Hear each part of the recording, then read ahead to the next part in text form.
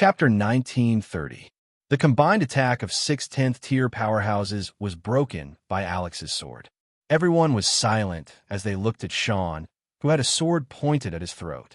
The powerhouses and representatives of the various races could not hide their shock.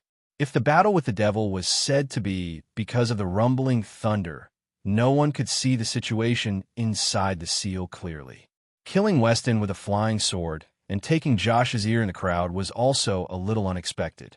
But today, Alex was facing 6 10th-tier powerhouses who came prepared and learned the combined attack technique for him.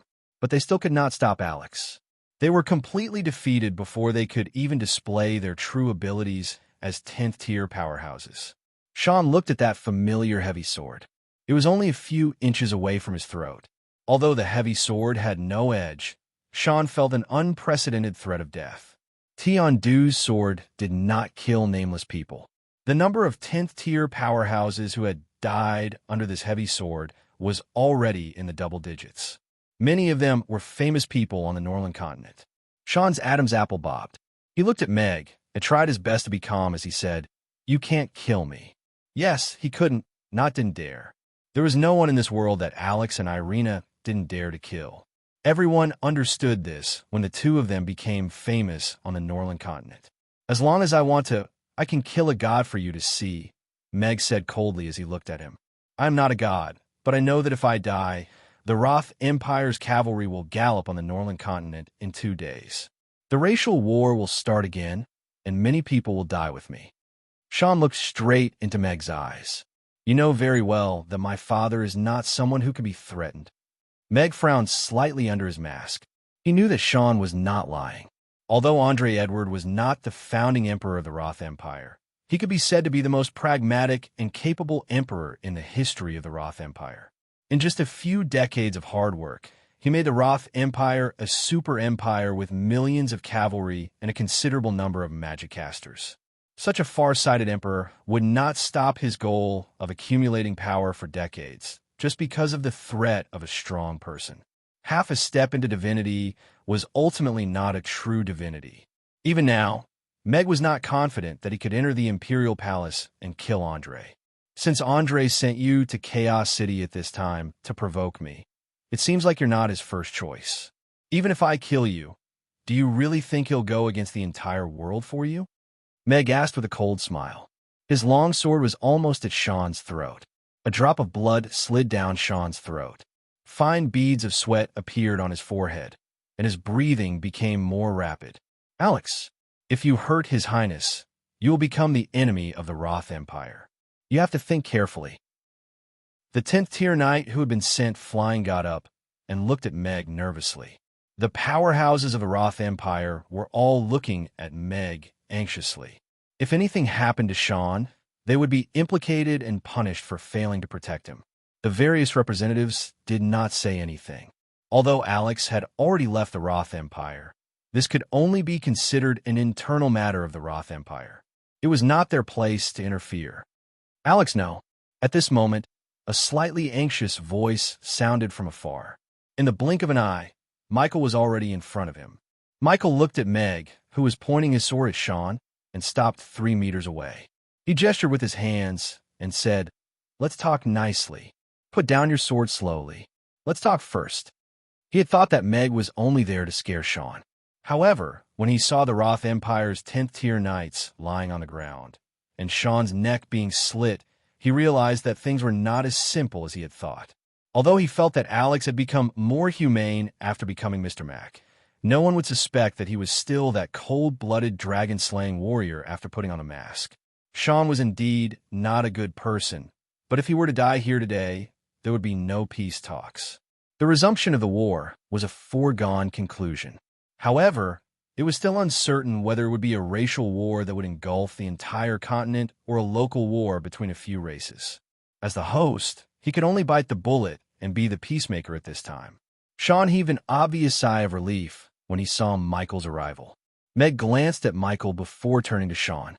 He said in a low voice, "Get them to leave Chaos City immediately. You know who I'm talking about." Sean could feel that the longsword had no intention of moving away. Alex's gaze under the mask was cold and resolute. It was as if he could cut his throat like a piece of wood at any time. After a moment of silence, Sean said, "Get them to leave." A knight in black, who was standing at the back, put away his longsword, took out a bamboo tube, and slapped it at the sky.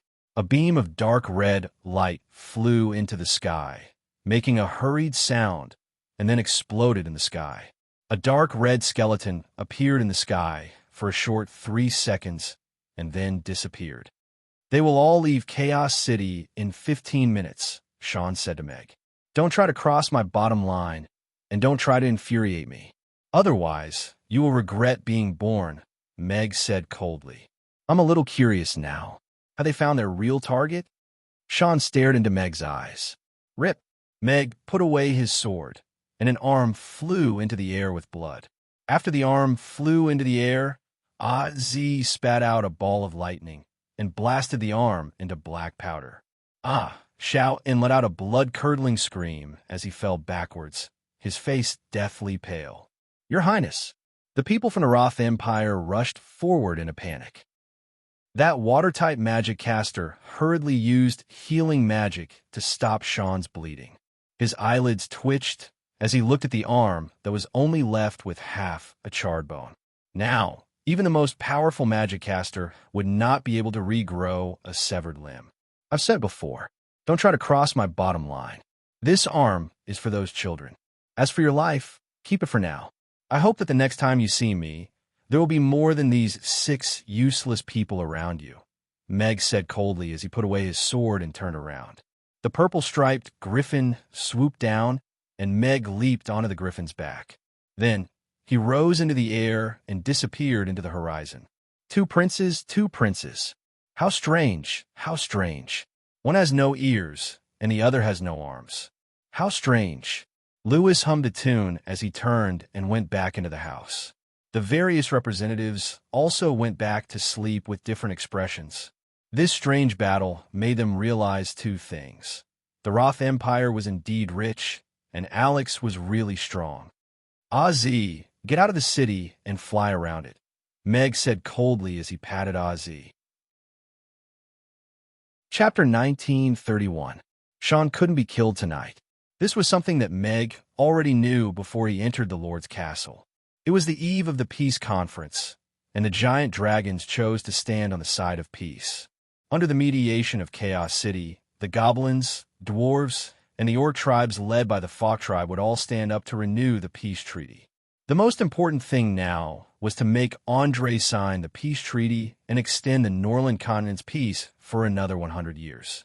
Cutting off one of Josh's ears was still within Andre's acceptable range. He could even pretend that nothing had happened and invite him to meet. However, if Sean, who was representing the Roth Empire, died in Chaos City, Andre would have a legitimate reason to deploy his troops. The Roth Empire's million-strong cavalry would only have Chaos City as their first target. Meg couldn't let the millions of innocent citizens in Chaos City suffer because of him. Even if he wanted to kill Sean, he could only do it outside Chaos City and draw a clean line between this matter and Chaos City.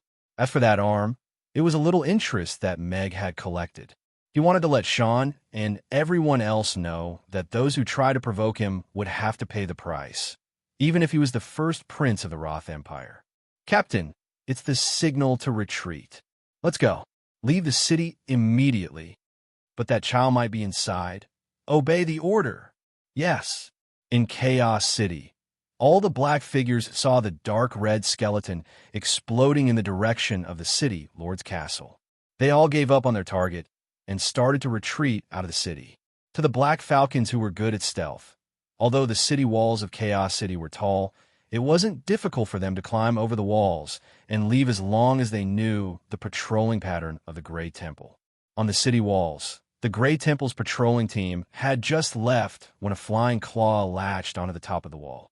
5 men in black grabbed the rope and climbed up the city walls that were dozens of meters high in no time. Then they fixed the flying claw on the other side of the city wall and slid down the rope one after another. Crack! A sudden clap of thunder sounded, and a bolt of silver lightning struck under the terrified gazes of the men in black. The rope broke instantly. Before they could even scream, they were struck by the lightning and turned into charcoal. They fell to the ground and shattered into pieces. Why is there thunder all of a sudden? The Gray Temple scout turned to look at the sky in confusion. Did you hear any strange sounds when there was thunder? Someone asked in a low voice. No, it's just that the thunder is a little loud. The scouts discussed for a while and did not notice a huge figure in the sky. Under the cover of the night, it quietly slipped past the city. That night, a series of thunderclaps sounded in Chaos City. Lightning flashed outside the city, causing people to sleep restlessly. City Lord's mansion, in a room. As Sean listened to the rumbling thunder, his remaining hand clenched into a fist. His pale face became even more unsightly. He gritted his teeth and said, "Damn you, Alex." It could be predicted that the black eagle that he had painstakingly cultivated for many years would have been completely destroyed tonight. This was one of his biggest trump cards in the fight for the throne. Alex had destroyed all of them, which was tantamount to cutting off one of his arms. How could he not hate him? Let's go. It's time for us to head back. Meg patted Ozzy's back as he glanced at the last charred corpse that was gradually dying out. Ozzy flapped its wings and flew into the clouds to enter the city. It placed Mag in the no-man's land in Aiden Square and rubbed its head in front of Mag to act coquettishly. It only flew back to the textile factory happily after Mag promised that he would bring it delicious food the next day. Meg returned to the restaurant. Irina was already in the restaurant. She turned to Meg when she heard the sound and said, "I have sent the children to the textile factory. Someone will take care of them." Meg took off his mask and looked at Irina as he said, "I didn't kill Sean. I only cut off one of his arms. I killed all the men in black." That's equivalent to cutting off both of his arms. That's some interest. Irina nodded with a smile and said, "That's good. I was worried that you would kill him too quickly and I wouldn't even have a chance to do anything. Next time, let's go straight to Rodu and settle all the scores with the father and son." "All right." Meg also nodded with a smile. Rest early. In the City Lord's castle, Michael's study was still brightly lit. He had just received a few urgent reports on his desk. One of them was a report on the rumbling thunder outside Chaos City tonight. The Gray Temple's inspectors found hundreds of charred corpses that were suspected to have been struck by lightning outside the city. Due to the severe burns, they couldn't identify them. Another report was about the brutal murders that happened in the city tonight. Many couples were found dead in their homes, and they all had a common characteristic. They were human and elf couples, and they all had a 3 or 4-year-old half-elf daughter. At the scene of the murder, the half-elf daughter was nowhere to be found. Combined with the fact that Alex suddenly appeared at the City Lord's castle in a rage and almost killed Sean, Michael had a rough idea. "Bastard." Michael smashed the desk with a palm. He was so angry that his body was shaking. He picked up the long sword hanging on the wall and was about to leave. "City Lord, what are you going to do?" Dicus asked. "To kill that brat Sean," Michael said in a low voice. "Please calm down first. What's going on now? You were just persuading Alex to be magnanimous." Dicus quickly stopped him, afraid that Michael would do something stupid in a moment of impulse. "If I knew Sean had sent people to kill the citizens of Chaos City, I would have stabbed him with my sword, not to mention persuading him," Michael said angrily. "You're saying that the murders tonight were ordered by Sean?" Dicus was shocked when he heard that. He quickly understood the cause and effect of the matter, and also couldn't hide his anger. However, he still persuaded, "My lord, Lord Alex has already cut off Sean's arm and made those hundreds of murderers pay with their lives for those innocent citizens who died. If you kill Sean now, the Roth Empire will definitely send their troops down south. It's the eve of the peace conference, so please think about the big picture." Michael looked at Dicus and was silent for a while. He threw his long sword on the ground and gravely said, "Get the Gray Temple to investigate this matter. We must prove with absolute evidence that this was ordered by Sean. He killed the citizens of Chaos City wantonly, so he can't be allowed to leave Chaos City easily. It won't make any difference, even if he's the prince of the Roth Empire." "Yes," Dicus said seriously, and turned to leave quickly. Michael looked in the direction of the guest area with a dark expression and coldly said, "You brat Sean. Andre won't teach you how to behave. So let me, Michael, teach you." Chapter 1932. It was destined that many people would not be able to sleep peacefully tonight. Meg stood by the window of the study and looked at the quiet square outside. Similarly, he did not feel sleepy for a long time, although he had been working hard ever since he came to this world. From a cripple who couldn't even lift a finger to a demigod who was the best in terms of one-on-one combat ability, he still had to work hard. However, he still felt a little powerless in front of those truly powerful beings. He wanted to give Amy and in a future where they could grow up peacefully and not be forced to wander around in the midst of war. If he was given another 100 years, he believed he could bring about some different changes to this world. The rise of Chaos City proved that it was not impossible for all races to integrate and coexist peacefully. As long as all parties consciously pushed for it, the Norland continent might really be unified, and the possibility of another racial war breaking out would be eliminated. And now, the most important thing was to push for the signing of the peace treaty to extend the Norland continent's peace for another 100 years. Meg turned back to his desk and took out a pen and paper to write down a few names. He frowned as he started to sort out the current situation. The Roth Empire was the strongest catfish in the fish pond that was the Norland continent. Apart from the giant dragons and the demon islands that were located above the Boundless Sea realm, no other species would be a match for the Roth Empire. Wherever they pointed their weapons, it would only be a one-sided war. After the Night Elves' betrayal incident, the elves' power was greatly reduced, and they were having a headache because of the worsening internal divisions. It was already difficult for them to protect themselves, not to mention initiating a racial war. However, the elves have been very close to the Roth Empire all these years. If Andre promised Helena some benefits, she might follow the Roth Empire. The Orcs and the Roth Empire had been enemies for generations. Their overall power was very strong, but they were currently divided into two factions. The faction led by the August tribe and the faction led by the Falk tribe were evenly matched. After Oster lost an arm, their ability to invade the outside world was limited. Originally, the strength of the demon race was only below that of the dragon race. However, after Meg and Irina stirred things up, the internal division of the demon race was even more serious than that of the beastmen race. The war between the Abyss demon race and the Flame demon race had yet to end. The various races could not work together, so they did not have the ability to fight together. The forest trolls had always kept a low profile. Their racial advantage was only below that of the giant dragons. Their individual strength was generally strong, but there weren't many of them. Although there were rumors of them forming an alliance with the Roth Empire, given their reclusive personality, it was unknown if they would really form an alliance with the Roth Empire. The goblins had always been developing in the underground caverns. Their strength hadn't increased much in the past 100 years, and they were still ranked at the bottom among the various races. They had already allied with Chaos City, and they also supported the renewal of the peace treaty. The catacombs, which had been in operation for many years, were easy to defend and difficult to attack. They had already formed a complete underground world. Even if a racial war broke out, they would still have decent self-defense capabilities. The dwarves relied on their skills to take up a large proportion of the weapons and infrastructure market. They had earned a lot in the past 100 years, so they were naturally the supporters of peace. They could be considered to be on the same side as Chaos City and the elves. As for the dragons, whose overall strength was the strongest, although many giant dragon races led by Lewis and Douglas had announced the renewal of the peace treaty with Chaos City, the giant dragons weren't completely united internally.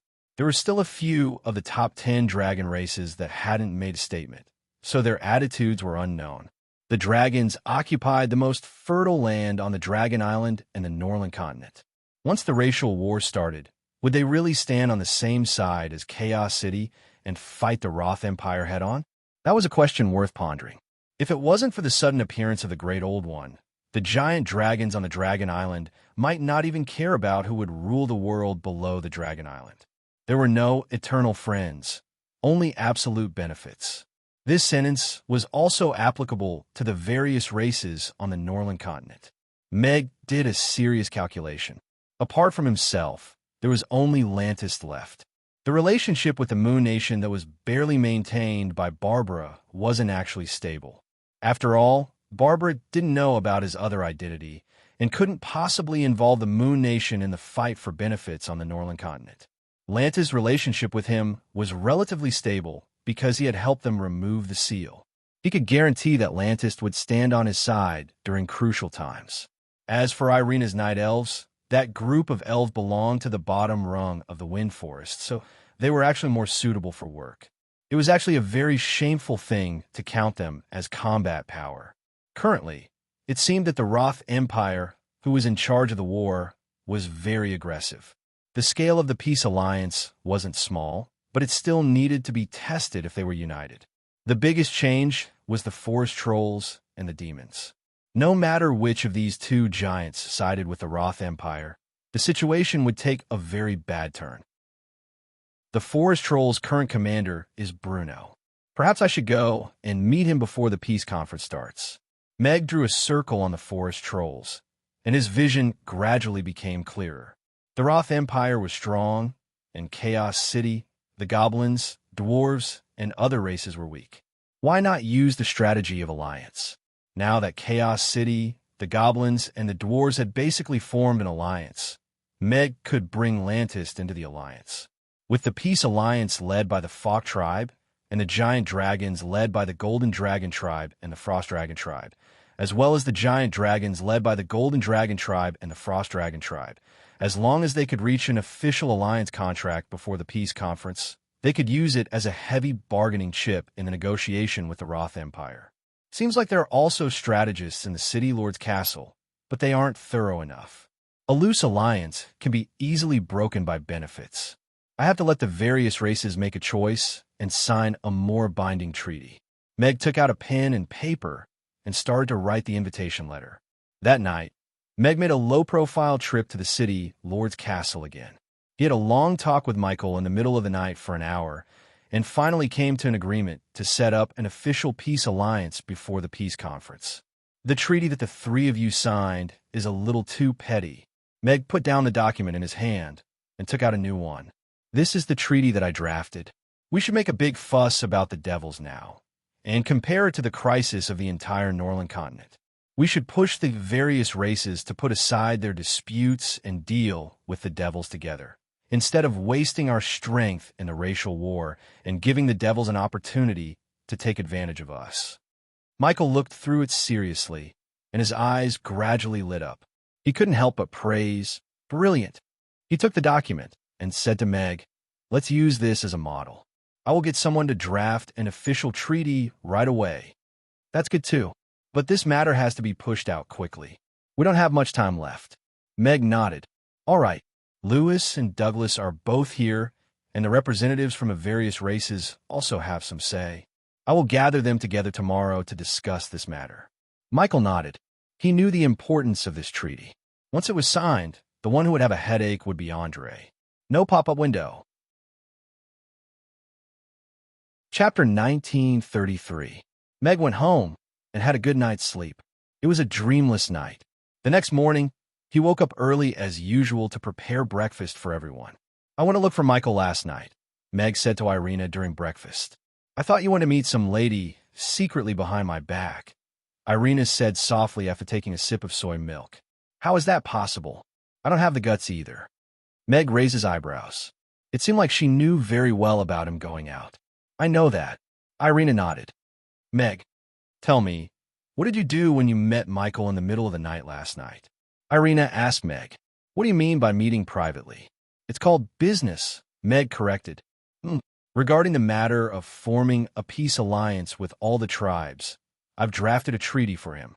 I'll let Chaos City, the goblins, the dwarves, the giant dragons, and the peaceful tribes led by the Fok tribe sign it together to form a binding alliance." Meg said, "Moreover, I'm going to have a talk with Bruno from the Forest Trolls to find out the Forest Trolls' tendencies. This is more reliable than their verbal promises." It'll save us the trouble of saying one thing and doing another when the time comes. Irina nodded and continued. However, Bruno, this big fellow, looks silly, but he's actually more cunning than anyone else. I'm afraid it's not very realistic for you to try to get information out of him. I had an arranged battle with Bruno over 3 years ago, but it was put on hold because of that incident. I think it's just right to restart it now. I think he'll be able to say some things more clearly during the battle. Meg's smile had a hint of coldness. The forest troll's hands weren't short at all during that rainy night and the ambush against you in Rodu previously. That's good. Irina looked at Meg with admiration. Why don't I go with you? One of us needs to participate in the negotiation of the contract. You need to stay. Meg shook his head slightly. Because he had to go on a long trip, today's business could only be canceled. Meg prepared breakfast for Mia and the others, and then posted the notice on the door. He waited for them to arrive at the restaurant before leaving through the back door. Meg brought Ozzy an early roasted goat and waited for him to finish eating before they set off. The forest troll's territory was located in the southwest of the Norland continent. The ancient forest was their birthplace, and it was also their favorite habitat.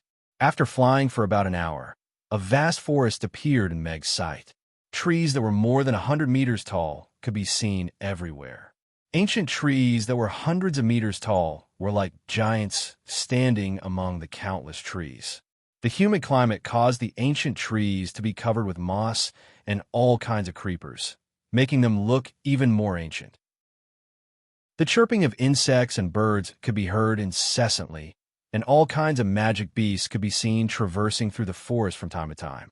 They were much bigger than in other places, and even the birds and beasts seemed to be compatible with this forest. The forest trolls didn't have a fixed residence. Even their leader, Bruno, didn't have a fixed residence.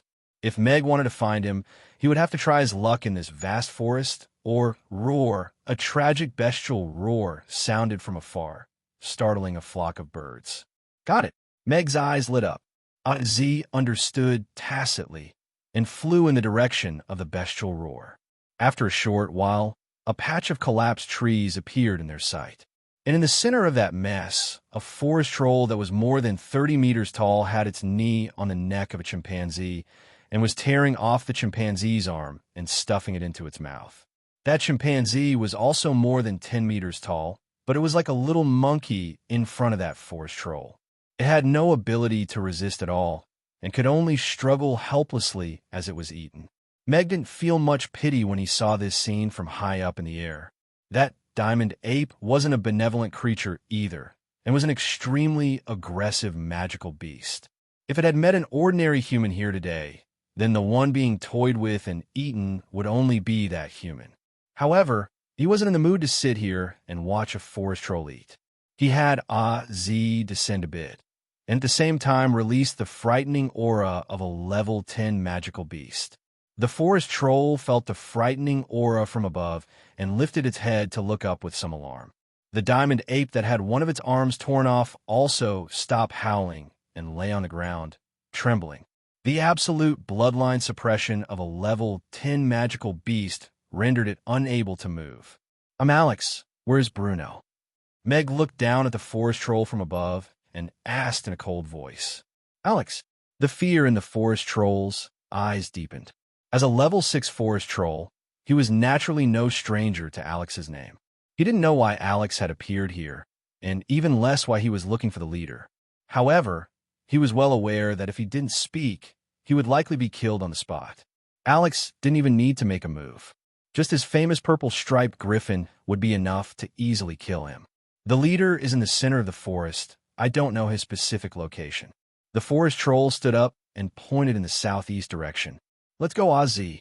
Meg didn't expect that a forest troll from the outskirts of the forest would be able to help him find Bruno. He patted Ozzy and flew in the direction the forest troll had pointed. The forest grew increasingly dense, and ancient trees several hundred meters tall could be seen everywhere. Beneath the luxuriant trees was a forest heavy with energy, and the occasional roar of beasts could be heard. This was forest troll territory, but it was also a paradise for magical beasts. It was said that level 10 magical beasts would occasionally appear here, and were the forest troll's greatest natural enemy. Meg felt the auras of several rather powerful magical beasts, all around level 8 or 9. Magical beasts of this level were rarely seen in other places. Moreover, the strength of the forest trolls increased as they approached the center of the forest. Level 10. Meg looked at the dense trees below and suddenly had Ozzy stop, no longer concealing his presence at the same time.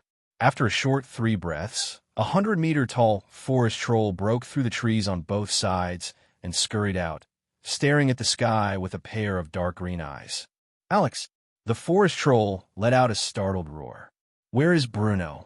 Meg looked at him and asked lowly. The forest troll quickly regained his composure after a brief moment of panic and looked at Meg with some vigilance.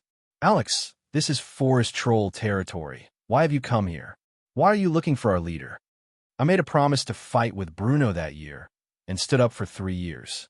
I've come today to fulfill my promise, Meg said loudly, his voice spreading through the forest. Chapter 1934. Meg's voice was like rolling thunder as it spread far and wide in the forest. The trolls and beasts below were all trembling in fear. They didn't dare to speak as they were suppressed by the terrifying presence in the air. The recent rumors about Alex had spread all over the Norland continent. The trolls below had also heard about how he summoned lightning to battle the demons and killed Weston with his flying sword. Now that they saw his terrifying aura, they didn't dare to underestimate him. However, Bruno hadn't told them what to do if Alex came looking for them. Now that he had come looking for them, they didn't know how to deal with him. This was the forest troll's territory, after all. If they didn't respond, it would be a little weak. However, if they accepted his challenge, they didn't know if Bruno really had the ability to fight him. Seeing that the surroundings were quiet, Meg sneered and said, Bruno, are you going to be a coward in your own territory? Alex, don't talk nonsense. At this moment, an angry roar came from the forest in the distance. The trees fell to the sides, and a 200-meter tall super troll ran over with large strides. The ground shook violently, and the beasts ran to the sides in panic. That was a dark green troll. He wore thick leather armor like the bark of an ancient tree. He was also holding a black stone club that was close to 200 meters long in his hand. The stone club had a thick end and a thin end. Its surface was rough, and there were dark bloodstains all over it. It could be considered a peerless weapon. Meg looked at the forest troll charging over with the stone club and narrowed his eyes. This was the forest troll's #1 powerhouse, Bruno. He was also their leader. They were both 10th tier trolls, but his aura was much stronger than that of the 10th tier forest troll below. He was close to the level of Lewis and Douglas. He was one of the most powerful beings on the Norland continent. The forest trolls' huge bodies gave them many unique physical talents like giant dragons. Their strength was very shocking. Bruno stopped 500 meters away. His dark eyes looked at Meg, who was standing on the griffin's back, and he said in a low voice, Alex, what do you want? Today, I'm here to fulfill the promise that I failed to fulfill 3 years ago. Meg looked at Bruno and said in a flat tone, Today, we'll decide who's better and who's weaker. Blueno frowned and his eyes flickered. Apparently, he did not expect Meg to make such a request. The level 10 troll's expression also changed slightly. With Alex's current strength, if he were to fight Blueno to the death, Blueno's chances of winning were not high. Now that the peace conference is about to start, I won't fight with you. Go back, Bruno said in a deep voice, looking at Meg with some vigilance. Since I'm here today, there's no reason for me to go back empty-handed. The peace conference has nothing to do with me. I'm here to seek justice for that rainy night 3 years ago and that ambush in Rodu.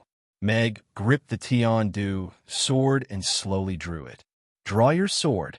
Bruno's frown deepened as he shouted, This place belongs to us forest trolls. Ozzy, go. Meg interrupted Bruno with a short shout. Ow! Ozzy let out a long howl and flapped its wings. In the blink of an eye, it transformed into a purple bolt of lightning and flew toward Bruno, who was hundreds of meters away. Bastard! Bruno cursed in his heart. Young people nowadays were getting more and more unruly in their fights. In the past, when they fought, they would at least talk for half an hour. Who would directly attack someone? However, the purple-striped griffin was extremely fast. If he stood still, it would appear in front of him in the blink of an eye. Even he did not dare to be careless and let Alex get close to him.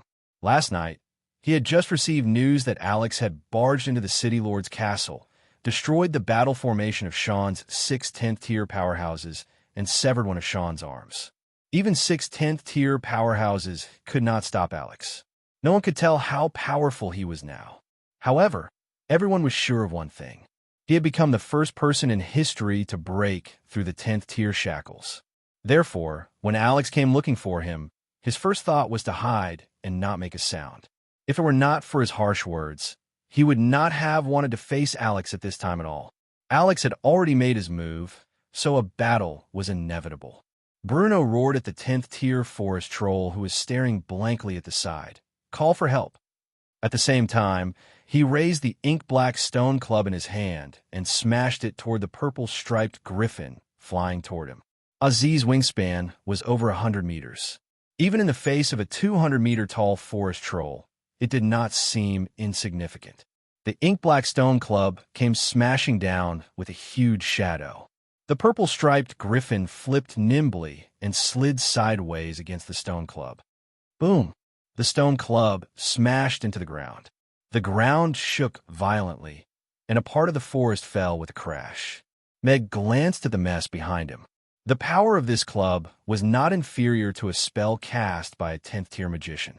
If it was an ordinary 10th-tier knight, he would probably be smashed into a meat patty by this club.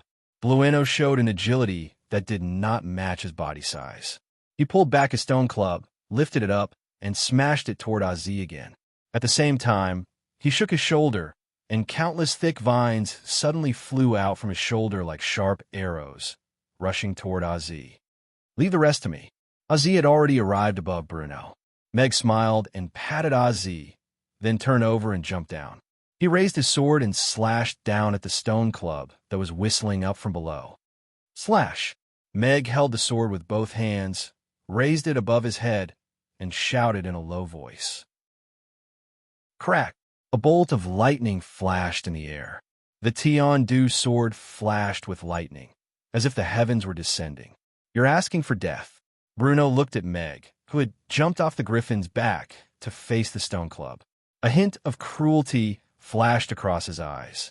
If he could kill Alex here forever, he would be able to eliminate a huge threat. God-vanquishing club, explode. Bruno let out a furious roar. Streaks of crimson light suddenly lit up on the ordinary-looking black stone staff. The crimson bloodstains on the stone staff transformed into a series of sinister skeletons, giving the stone staff an eerie appearance as it hurtled toward Mag with a trail of crimson light trailing behind it. This god-vanquishing club was the most precious treasure of the forest trolls. It was said that the forest trolls' ancestors had polished it with a piece of natural rock from outer space. It was indestructible. Over the countless years, countless experts had died under this staff. However, the past generations of users had never cleaned the stone staff. Instead, they had deliberately dyed the entire stone staff red with the blood of their opponents. This added a mysterious aura to the stone staff. On the Norland continent's weapon rankings, the God-vanquishing club could be ranked in the top 5. It was a true, godly weapon. In front of the giant club that was over 200 meters long, Meg was like an ant holding an embroidery needle. He crashed into it without any hesitation. Chapter 1935. He'll be smashed to death, right? The 10th tier forest demon and the other forest demons who were rushing over all stopped in their tracks and couldn't help but think to themselves. Zitong got rid of the vines and flew into the sky. She also looked down with concern. The 200-meter-long stone club was like a mountain crashing down on him. This feeling became more and more obvious to Meg as the stone club approached. Those flashing red skeletons were probably the lingering spirits of the powerful beings who had died under the stone club. They could bring some pressure and discomfort to the opponent. However, that was all. Meg's eyes didn't show the slightest sign of cowardice or fear. He raised his sword and slashed down at the stone club. The scene seemed to freeze. The club stopped moving. Meg's sword also stopped moving. It was as if a needle was propping up a huge stone slab. This scene looked a little strange and magical. But this silence only lasted for a short 3 seconds. Crack! Accompanied by a crisp sound, a crack appeared where the sword and the club had come into contact. Then it spread out at an extremely fast speed. Like a spider web, it quickly covered the entire god-vanquishing staff. This! Bruno's eyes widened as he looked at the crack extending from the club. Bang! With a crisp sound, the 200-meter-long god-vanquishing club was completely shattered, falling to the ground as rocks of various sizes. Those dark red skeletons also vanished into thin air. No! Bruno looked at the handful of rocks left in his hand and let out a roar of grief and indignation. The god-vanquishing club is broken. The forest trolls were also shocked when they saw this. This was the most precious treasure of the forest trolls and also Bruno's weapon. But it was shattered by Alex's sword just like that. This sword had shattered the god-vanquishing club and shattered the confidence of all the forest trolls. They looked at Alex. This seemingly insignificant man was now as dazzling and terrifying as a god.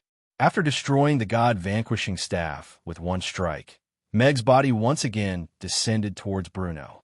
The lightning on his long sword grew stronger, making him look like the god of thunder. Blueno took a few steps back and stabilized himself.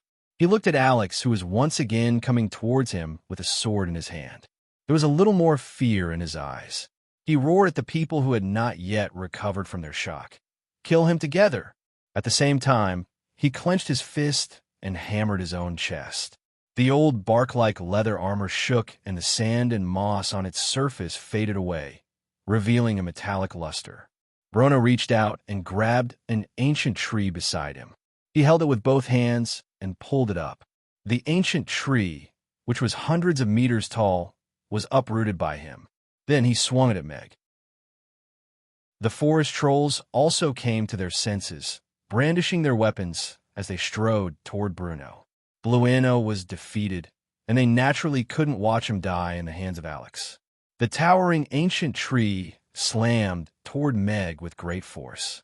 This was the hardest ironwood. It was thousands of years old and was harder than real steel. Meg descended from the sky with his long sword in front of him. He crashed into the ancient tree without dodging. The ironwood, which was harder than steel, was easily cut open from the middle like tofu by the Tiandu sword. Then, the sword Chi minced it into sawdust. Not good. Blueno looked at Meg, who was rapidly approaching him like a hot knife through butter. His expression changed drastically. Vines rose from his body and the ground toward Meg, but as soon as they got close, they were minced by the sword Chi. They didn't have the slightest effect of hindering him. In the blink of an eye, Meg was already in front of him. Blueno couldn't dodge, and a ferocious look appeared on his face. He threw away the remaining half of the wood in his hand and directly punched at Meg. Golden red gang chi wrapped around his fist as if it had been set ablaze. His entire body was enveloped in a faint golden red light. At this moment, his racial talent and level 10 strength were stimulated to the extreme. Although his weapon was destroyed, his body was his most powerful weapon at this moment. Meg looked at the fist, and a glimmer of light appeared in his eyes. Clang!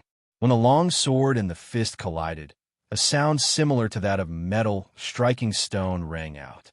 Meg held the long sword in his hand as he stood upside down in the air. Blueno clenched his fist, and his expression gradually turned ferocious. He tried his best to maintain the golden red gang chi that was about to be extinguished at any moment. You've lost. Meg looked at Blueno, who was gradually struggling, and chuckled. As soon as he said this, the restrained sword chi suddenly burst out. Lightning flashed across the sky, and the gang chi on the fist was suddenly extinguished like a candle flame. Blueno's eyes widened as he watched his hand being cut into countless pieces by the sword chi, and then shattered just like the previous god, vanquishing rod. Meg let go of the sword, and then the long sword, which was shining with lightning, pierced through his armor and into his heart, and then flew back and fell back into Meg's hand. Ozzy flew down and caught Meg, who had not yet landed on the ground. Blueno only felt that his vitality had been completely sucked away at this moment. His other hand, which was clenched into a fist, fell down powerlessly. His eyes widened, and he slowly knelt on the ground. He looked at Meg, who was standing on the back of the purple-striped griffin, and said in a hoarse voice, "Why, 3 years ago, I almost died in the hands of you trolls. 3 months ago, Irina almost died in the hands of you trolls. From the moment you had the idea, you should have known that this day would come sooner or later." Meg stood with his sword and looked at Blueno calmly. Blueno stared fixedly at Meg, and then slowly fell down, completely silent. Blueno is dead. The leader is dead. The charging forest trolls suddenly stopped and looked at the dead Blueno on the ground. Their expressions changed, and they were in an uproar. And besides hatred, they looked at Alex with gazes that were filled with deep fear. Even someone as strong as Blueno had no ability to resist in front of him. My old grudge with the forest trolls is written off today. Meg put away his sword and looked at the 6 rank 10 forest trolls who had gathered. His voice was calm but powerful as he said, "But no matter which one of you becomes the new leader of the forest trolls, I hope that you will sign your name on the peace agreement in 2 days. I love peace." "You are threatening us trolls," a rank 10 troll said in grief and indignation. "Yes, this is not a discussion, this is a threat." Meg nodded frankly. After killing Blueno, his threat became even more powerful. The forest trolls could not be compared to the Roth Empire, after all. If he couldn't even suppress this, then he would really be wasting his power as a demigod. The trolls were furious and aggrieved, but looking at Meg and the dead Blueno, they didn't dare to do anything that might anger him. "Let's go, Ozzy." Meg looked deeply at the trolls again and left on Ozzy. Chapter 1936. Suppressing their grief, the trolls buried Bruno. A few 10th tier trolls gathered together to discuss the future of the forest trolls solemnly. The forest trolls were a powerful tribe, at least 100 years ago. In their lifespan of over 1,000 years, 100 years was not considered long. Hence, they still felt that the forest trolls were extremely powerful. However, all of this was completely shattered by Meg's sword. A human, a puny human. A sword had shattered the god-vanquishing rod that had been passed down for countless years, killed the most powerful trolls, Bruno, and shattered their pride. If we don't take revenge, won't the trolls become the joke of the Norland continent? A troll said angrily. How can we take revenge? Bruno is already dead, and the god-vanquishing rod is shattered. Which one of us is a match for Alex? Even if we joined forces, we still couldn't kill him 3 years ago, let alone now, a troll said dejectedly. All the trolls were dejected upon hearing that. They had already seen how powerful Alex was. He had the power to crush 10th tier trolls, and they couldn't even think of resisting. Then, what should we do now? According to what he said, we have to agree to renew the peace treaty during the peace conference. Otherwise, he will continue to find trouble with us trolls. Bruno used to have a close relationship with the Roth Empire. Now that he's dead, the Roth Empire and Alex are on bad terms. It's just that neither of them can do anything to the other, so we have become their punching bags. Andre is hiding in the Rodu Royal Palace without any worries. However, if we don't do as Alex says, who will be the next to die? Meg flew one round around the forest before returning to Chaos City. He had already achieved his goal of killing Bruno. The horn of revenge had been sounded. Since his power had already recovered and improved, there was no reason for him to let those enemies continue to jump around. Bruno had a close relationship with Josh. He was one of the main plotters of that ambush back then. He was also the mastermind who wanted to kill Irina in Rodu a few months ago, triggering the conflict between the Roth Empire and the elves. Under Bruno's leadership, the forest trolls were more inclined towards war. Now that he was dead, coupled with Meg's warning, these big guys would probably make a wise choice. The news of Bruno being killed in the duel with Alex spread like wildfire across the Norland continent, and was delivered to the decision-makers. Alex, the forest troll representative, who had come to participate in the peace talks, let out an angry roar from the conference table. He crushed the letter in his hand. The various representatives also received the news and had different expressions.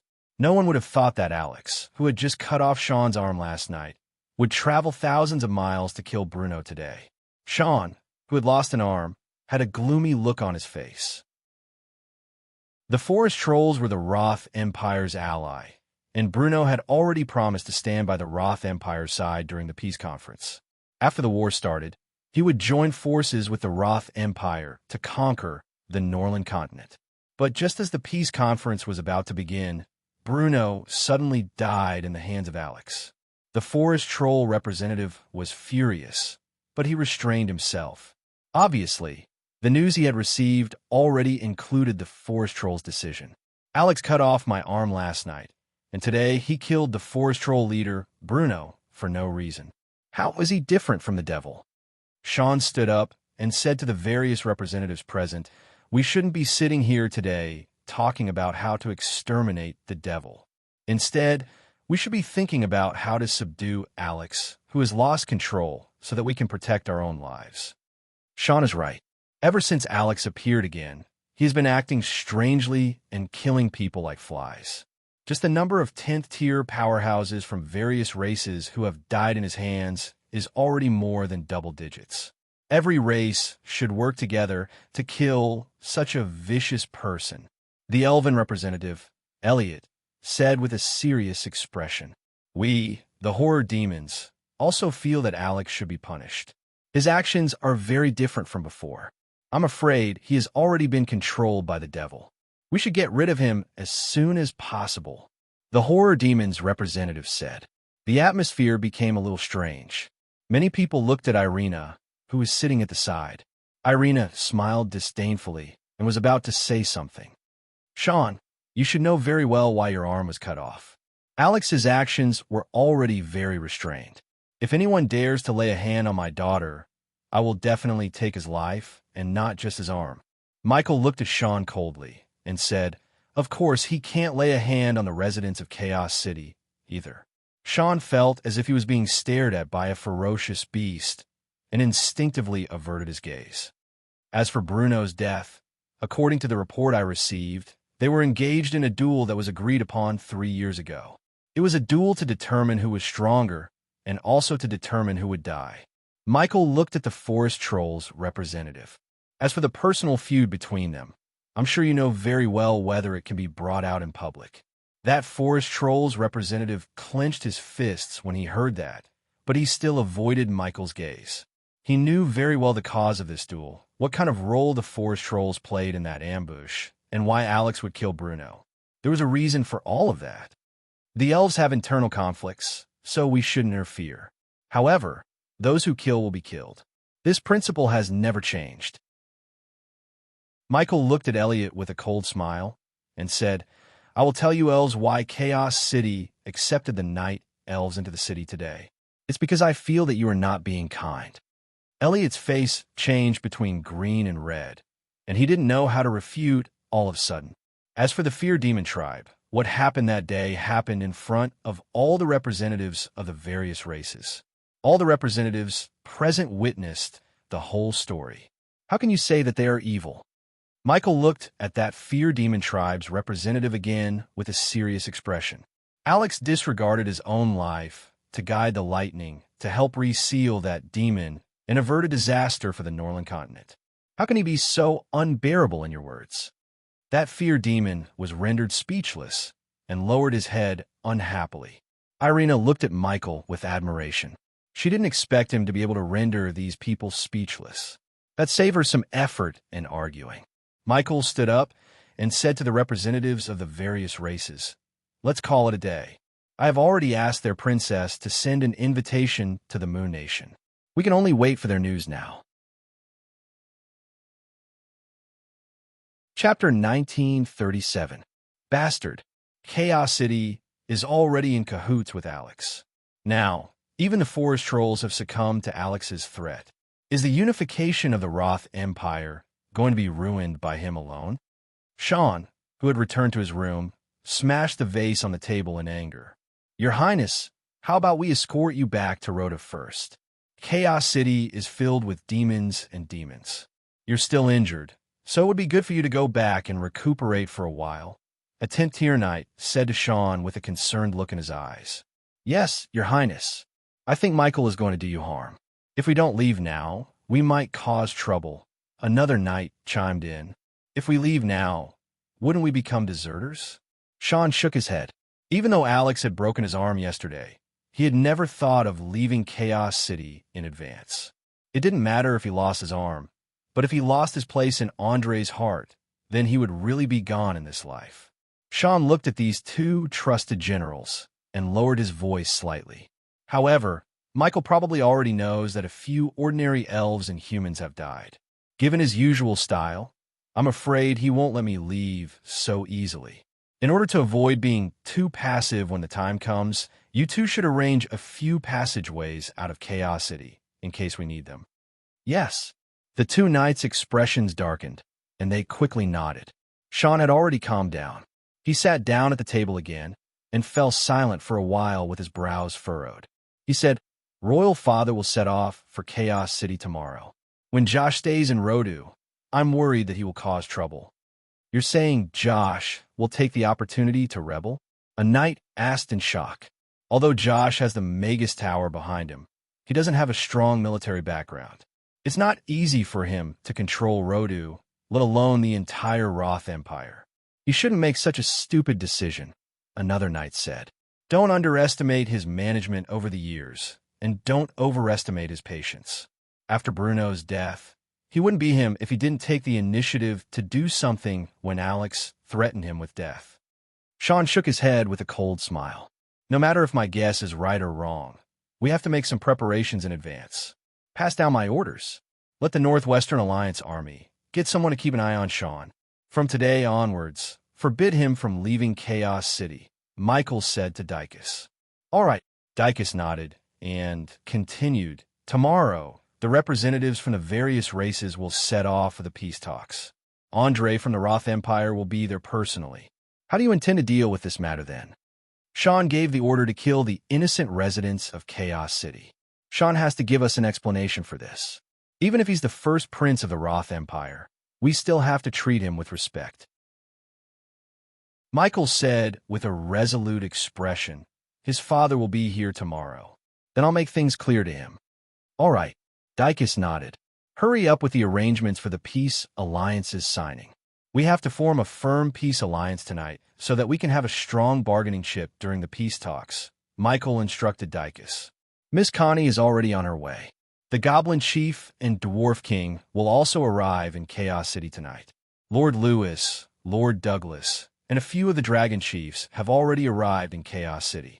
Only Lord Alex and the mysterious Lantist have not confirmed the time yet.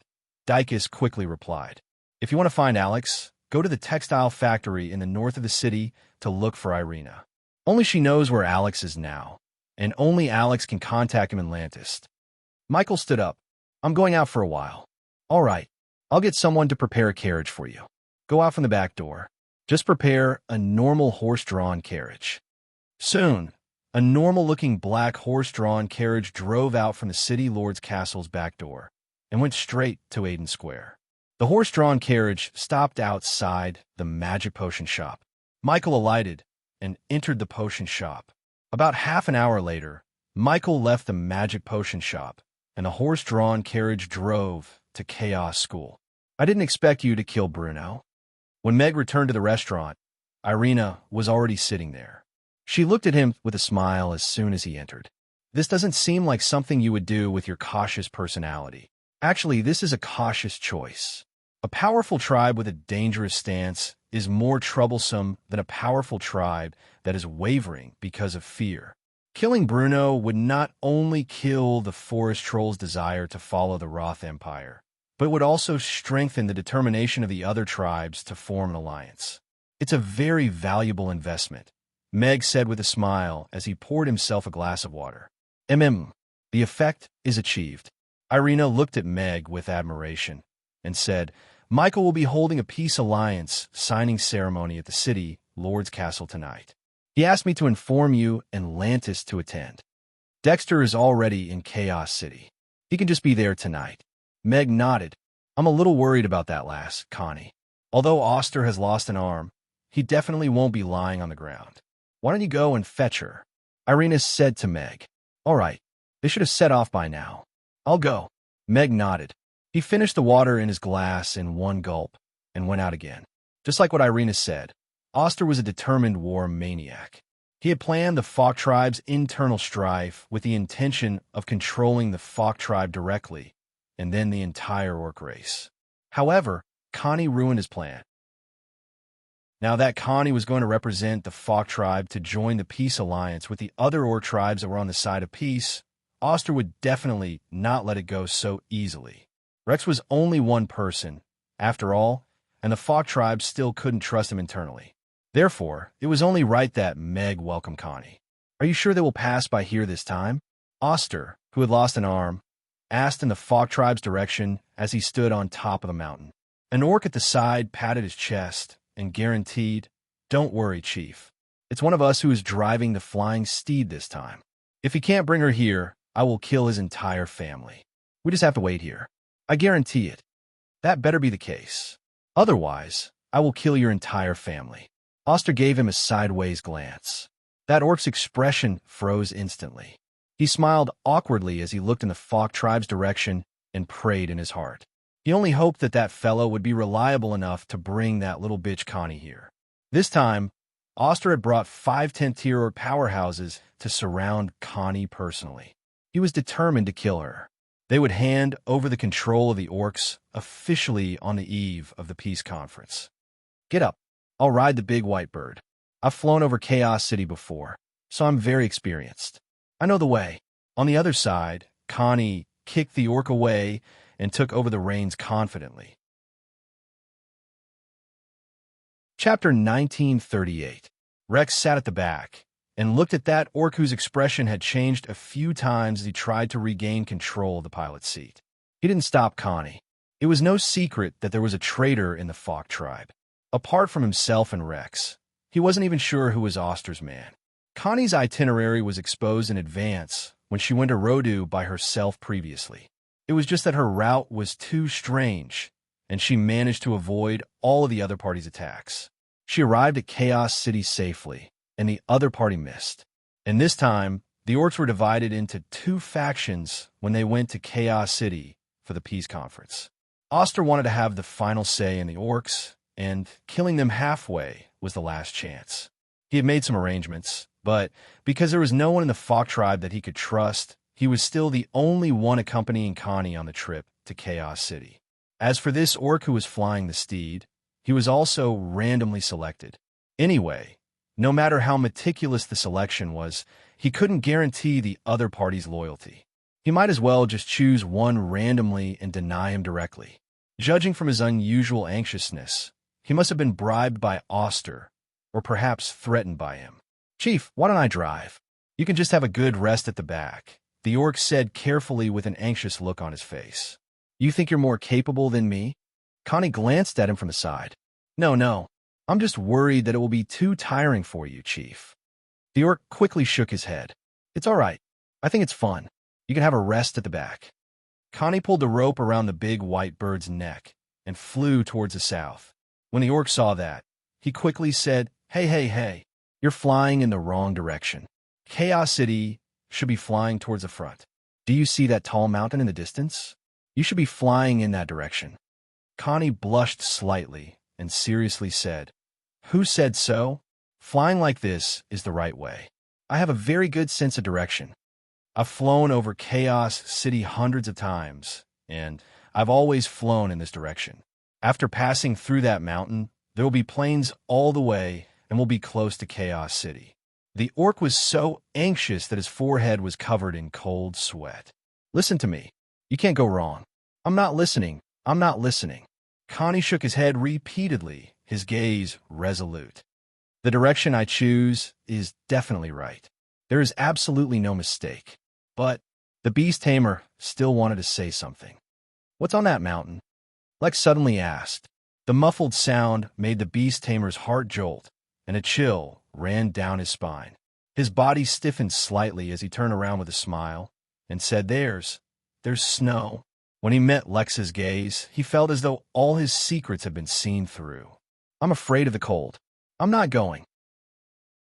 Connie refused even more decisively this time. She patted the big white bird's back and rode the big white bird towards the south like riding a horse. Soon, the tall mountain became an invisible black dot. It's over. The beast tamer's heart turned cold, and he sat down on the bird's back. Are you going to jump down yourself? Or do you want me to kick you down? Lex asked the beast tamer coldly. I just want my family to live. Why won't you give me a chance? The beast tamer shouted hysterically at Lex and Connie. Connie looked at the beast tamer in confusion. I'm going to kill you. That beast tamer wanted to kill him. A short knife suddenly appeared from his wide sleeves and stabbed toward Connie's back. However, just as the tip of his knife appeared, Lex had already kicked him in the back. That beast tamer could only let out a scream before he was sent flying. After a long while, a muffled sound of something falling to the ground could be heard. Was he bribed by Oster too? Connie finally came back to his senses and blinked as he asked Lex, what do you think? Lex rolled her eyes. She didn't know how to praise her precious disciple anymore. That seems to be the case. Connie nodded seriously. When we come back from this meeting, it seems like I'll have to teach you more about how to read people, Lex said with a sigh. She felt that there was still a long way to go. Master, actually, even if he didn't do anything, he wouldn't have been able to stab me, Connie said seriously. I'm confident. I'm really not confident about that. Lex shook her head. Then which direction should we fly in now? Connie looked around and asked, didn't you say that you have a strong sense of direction? I lose my sense of direction when I get nervous. Connie blushed. He looked around and randomly pointed in a direction. Let's go. It's here. Why aren't they here yet? Oster asked with a frown half an hour later as he looked at the sky where only a bird was flying slowly. They should be here soon. The orc who had made a solemn vow earlier wiped the cold sweat off his forehead as he panicked. All the orcs had different expressions as they looked at the empty sky. No matter how slow Connie and the rest were flying, they should be here by now. Everyone couldn't help but recall the previous ambush. They had also waited here for a long time, but Connie had already arrived at Chaos City, and they didn't even see a bird feather. The person you're looking for better not be a problem. Oster looked at him with a deep gaze. His whole family is in my hands. There definitely won't be a problem. The orc wiped the cold sweat off his forehead and nodded. They waited for another half an hour. They didn't see Connie, but a purple-striped griffin came from behind them. Alex. Everyone looked at the majestic purple-striped griffin and the person on its back, and they couldn't help but exclaim. Meg frowned as he looked at the mountain peak below. Oster was the leader of the orcs, and there were 6 10th-tier powerhouses and dozens of 8th-tier and 9th-tier orcs. They had obviously emptied the resources of the warring orcs to form such an ambush. However, judging from their condition, they shouldn't have encountered Connie and the rest yet. While he heaved a sigh of relief, he was also a little puzzled. This place wasn't far from the Fok tribe, and it was the only way to get to Chaos City. Could it be that Connie and the rest hadn't set off yet? He didn't see Connie on his way here either. Alex, what are you doing here among the orcs? Oster shouted as he looked at Meg warily. A few 10th-tier orcs were also approaching him. The news of Alex killing Bruno had already spread to the orcs. He was also one of the masterminds behind the assassination of Alex back then. Now that Alex had suddenly appeared here, could it be that he was here to find trouble with him? After losing an arm, Oster's power dropped drastically. He couldn't summon up any fighting spirit in front of Alex after witnessing the battle between Alex and that devil. Are you afraid if I say I'm going to kill you? Meg asked Oster with a half-smile. End of chapter. Chapter 1939. Was he scared? Oster was really scared. Alex chopped off one of Sean's hands and even killed Bruno. Now that he was the one who wanted to kill him, there was no room for doubt. Alex, you and I have no feud, and we even fought against the devil together. Why do you want to kill me? Even if your power has increased tremendously, what's the difference between you and the devil? Oster said in a low voice as he took half a step back to let the others stand in front of him. Meg looked at Oster, whose eyes were gleaming, with a smile. He actually didn't want to kill Oster when he went out today. It was just a coincidence that he met him. All these years, Oster dared to challenge the Roth Empire crazily. Other than his lack of brains, he could be considered a formidable person. Alex and Oster were arch-enemies when he was the commander of the Northwestern Allied Army. Ever since he started to become famous, the Orcs had never had an advantage in the Northwestern battlefront. Oster hated him to the core. This was most likely the reason why he would put aside his old grudges and join forces with Josh to set up the ambush on that rainy night back then. Today's ambush was obviously targeted at Connie. They didn't see Connie, but he did. They didn't know if they were lucky or unlucky. The atmosphere was a little tense. All the Orcs looked at Meg nervously. Although they had 6 10th-tier Orcs and tens of 8th-tier and 9th-tier powerhouses, Meg was alone. But even so, it still made them feel pressured. One had to know that just yesterday, Meg broke through the combined attack of 6 10th-tier powerhouses and chopped off one of Sean's arms. The so-called advantage in numbers was just a joke in the face of absolute power. I'll spare your life today and give you a chance to participate in the peace conference, Meg said coldly to Oster as he looked at him. Oster's throat moved, and he swallowed the harsh words that were about to come out of his mouth. Although Alex's words and tone made him feel like he was being spared, he also felt a tinge of relief in his anger. This is the Orcs' territory after all, Oster said with a strong front. Wherever my sword reaches, that is my territory, Meg said calmly. Retreat. Oster turned around and mounted a flying mount at the side, leading the Orcs away in a hurry. In terms of acting tough, he had to admit that he had lost. Meg watched the Orcs disappear into the sky before he steered Z toward the Falk tribe. It was not that he could not kill Oster. Oster, who had lost an arm, was much weaker than Bruno.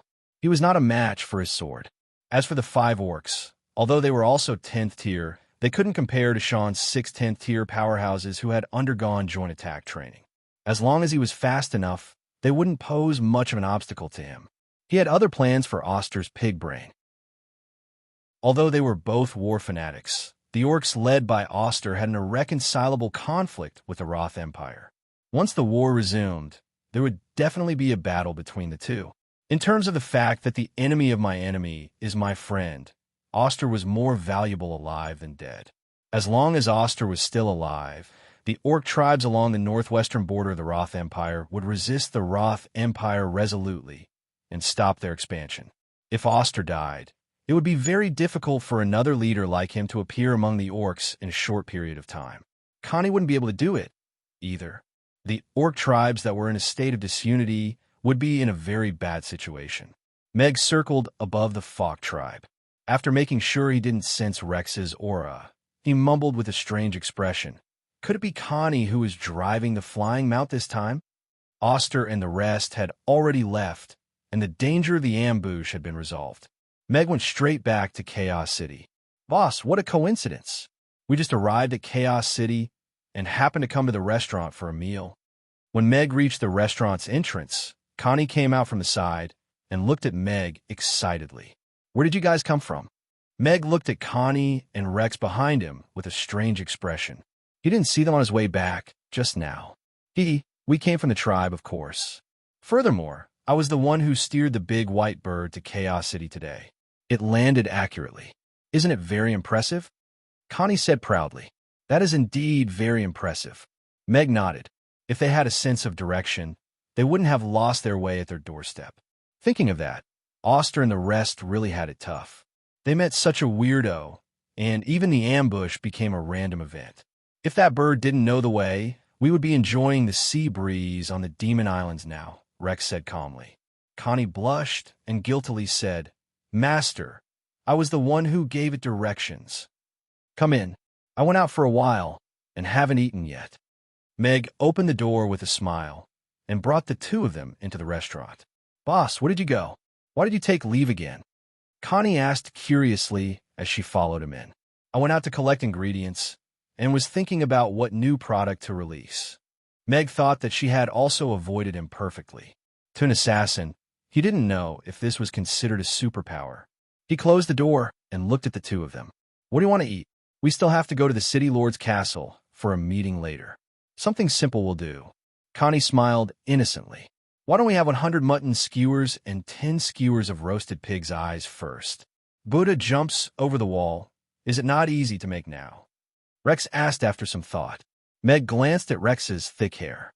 Could it be that she wanted another course of treatment to strengthen her foundation? Speaking of which, this master-disciple pair was really a perfect match. Skewers are not a problem, but Buddha jumps over the wall really can't be made now. Why don't you come back tomorrow or the day after the meeting? Meg said with a smile. All right. Rex nodded. I'll come back tomorrow. Meg went upstairs to change his clothes and went down to the kitchen to cook. Speaking of which, he had only come back for a glass of water since he left in the morning. He didn't even have time to eat lunch. Connie stood at the kitchen door and looked at Meg, who was grilling skewers.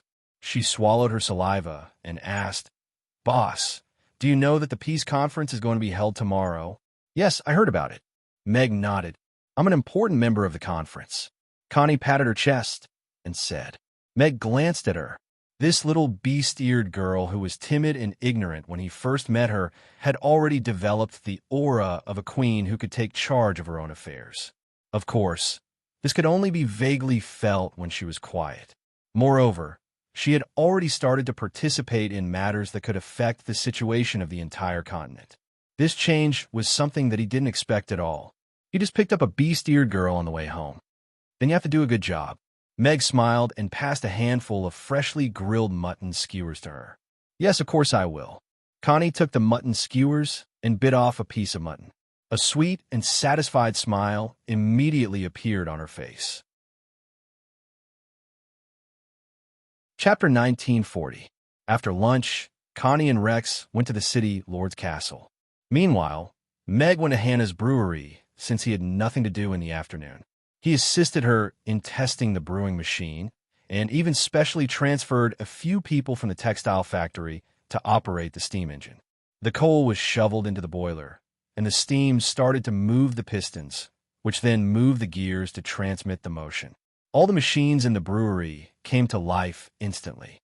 Moreover, the sound was smooth and pleasant. It's really moving. Ma Bai was a little agitated as he looked at the liquid and mist flowing slowly in the pipes, and those moving machines with disbelief. Although these parts were all made by him and Lulu, he still couldn't hide his excitement when he saw them pieced together into a huge machine and running smoothly. Lulu also had an honest smile on her face. They had put in a lot of time and effort to make this machine, so they were naturally happy to see it running successfully. It's really working. It's really working. There's no problem at all. The happiest person was none other than Hannah. She ran back and forth in the brewery several times to make sure that every part of the machine was running successfully and that there were no mistakes. Her face was flushed with excitement. Boss, you're really awesome. Hannah gave Meg a big hug before hugging Ma Bai and Lulu. Then she clenched her fists and confidently said, Next, let me dominate Chaos City's liquor market. I want to be the real queen of rum. What's with all this Chinibu air about? Meg looked at Hannah with a smile.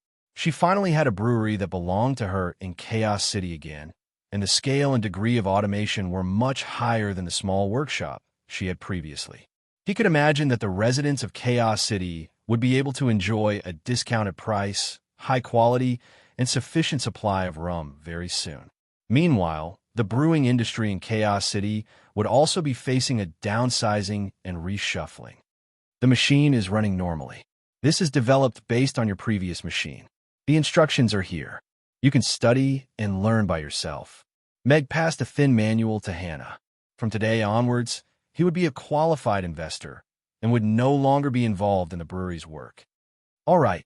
Hannah solemnly took the brochure and looked at Meg with a serious face. Don't worry, boss. I will soon let Mamie's customers drink the new rum that I brewed. I'll wait for your good news. Meg nodded with a smile and said his goodbyes. Calculating the time, he should be preparing to go to the city lord's mansion to participate in the Peace Alliance's establishment meeting. When Meg returned to the restaurant, Irina was already waiting for him there. I went to Hannah's brewery and helped her test the machine. Connie and the others have already arrived, Meg said, looking at her. The meeting has already begun. We should leave now. Irina glanced at the clock on the wall. Wait a moment. Meg went upstairs and quickly changed his clothes. Tonight was a meeting, so Meg did not change into his cool and valiant cloak. Instead, he changed into a slightly simpler, loose robe that did not easily reveal his figure. He tied it around his waist and put on his black and white mask. Let's go. Irina held onto Meg's arm. A faint golden light flashed under their feet, and the two of them disappeared from the restaurant. In the meeting hall of the city lord's mansion, Michael and Roland sat in the main seats.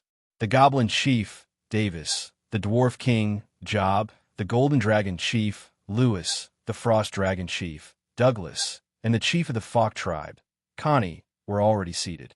Everyone sat quietly and glanced at the door from time to time. Alex and Irina, as well as that mysterious Lantist representative, were still not present. Michael, are you sure you have informed them? Lewis asked Michael a little impatiently. They should be here soon. Michael nodded. Alex was the one who suggested to form the alliance in advance. It did not make sense for them not to be present. Could it be that they were injured in the battle that killed Bruno in the morning? Douglas suddenly looked out of the door and softly said, "They're here." Everyone looked toward the door. Irina and Alex walked in side by side, one in black and one in white. Their steps were the same, and that powerful aura made people want to avoid them subconsciously. And behind the two of them was a magic caster who was holding a crystal ball in his hand. It was the High Priest of Lantis, Dexter. We were delayed on the way, Meg calmly explained, and then sat down in the empty seat beside Connie. Irina sat down beside Meg. Dexter sat down in the furthest corner and nodded slightly at everyone without saying anything. How did you kill Bruno? Lewis asked Meg curiously. Bruno's power was in the top 10 of the entire Norland continent. Even Lewis was not confident of defeating him. 2 strikes. Meg was a man of few words and maintained his cold and aloof persona. The leaders of the various races were surprised to hear this. Even with Bruno's strength, Alex had only used 2 strikes to kill him. Sure enough, a 10th-tier powerhouse had no chance of winning in front of him. Connie looked at Meg with admiration. She did not forget to turn to greet Irina. Hello, big sister Irina. Hello, Connie. Irina's lips curled into a smile. Connie wanted to say, your husband is the best. However, she felt that this occasion was not suitable, so she could only keep it in her heart. However, this Master Alex was really impressive. He had disappeared for 3 years, and now he had returned. He was like a king who could kill anyone in his way.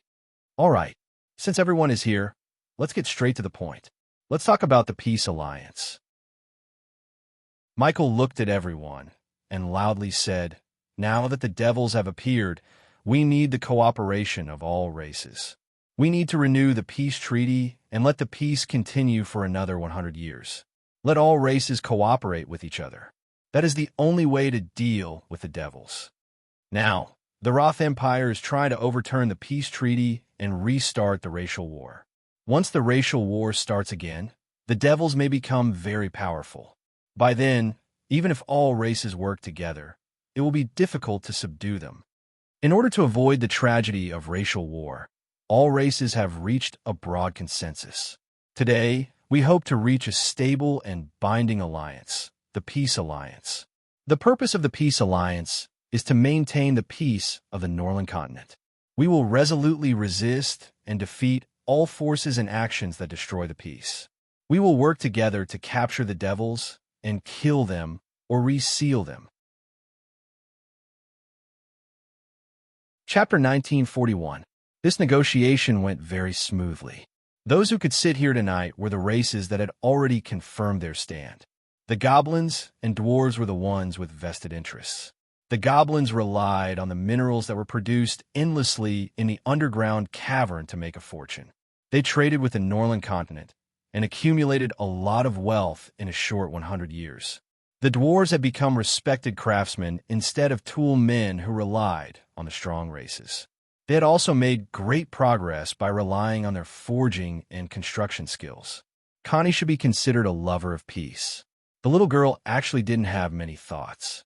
She just inherited her father's philosophy of keeping the orcs away from war.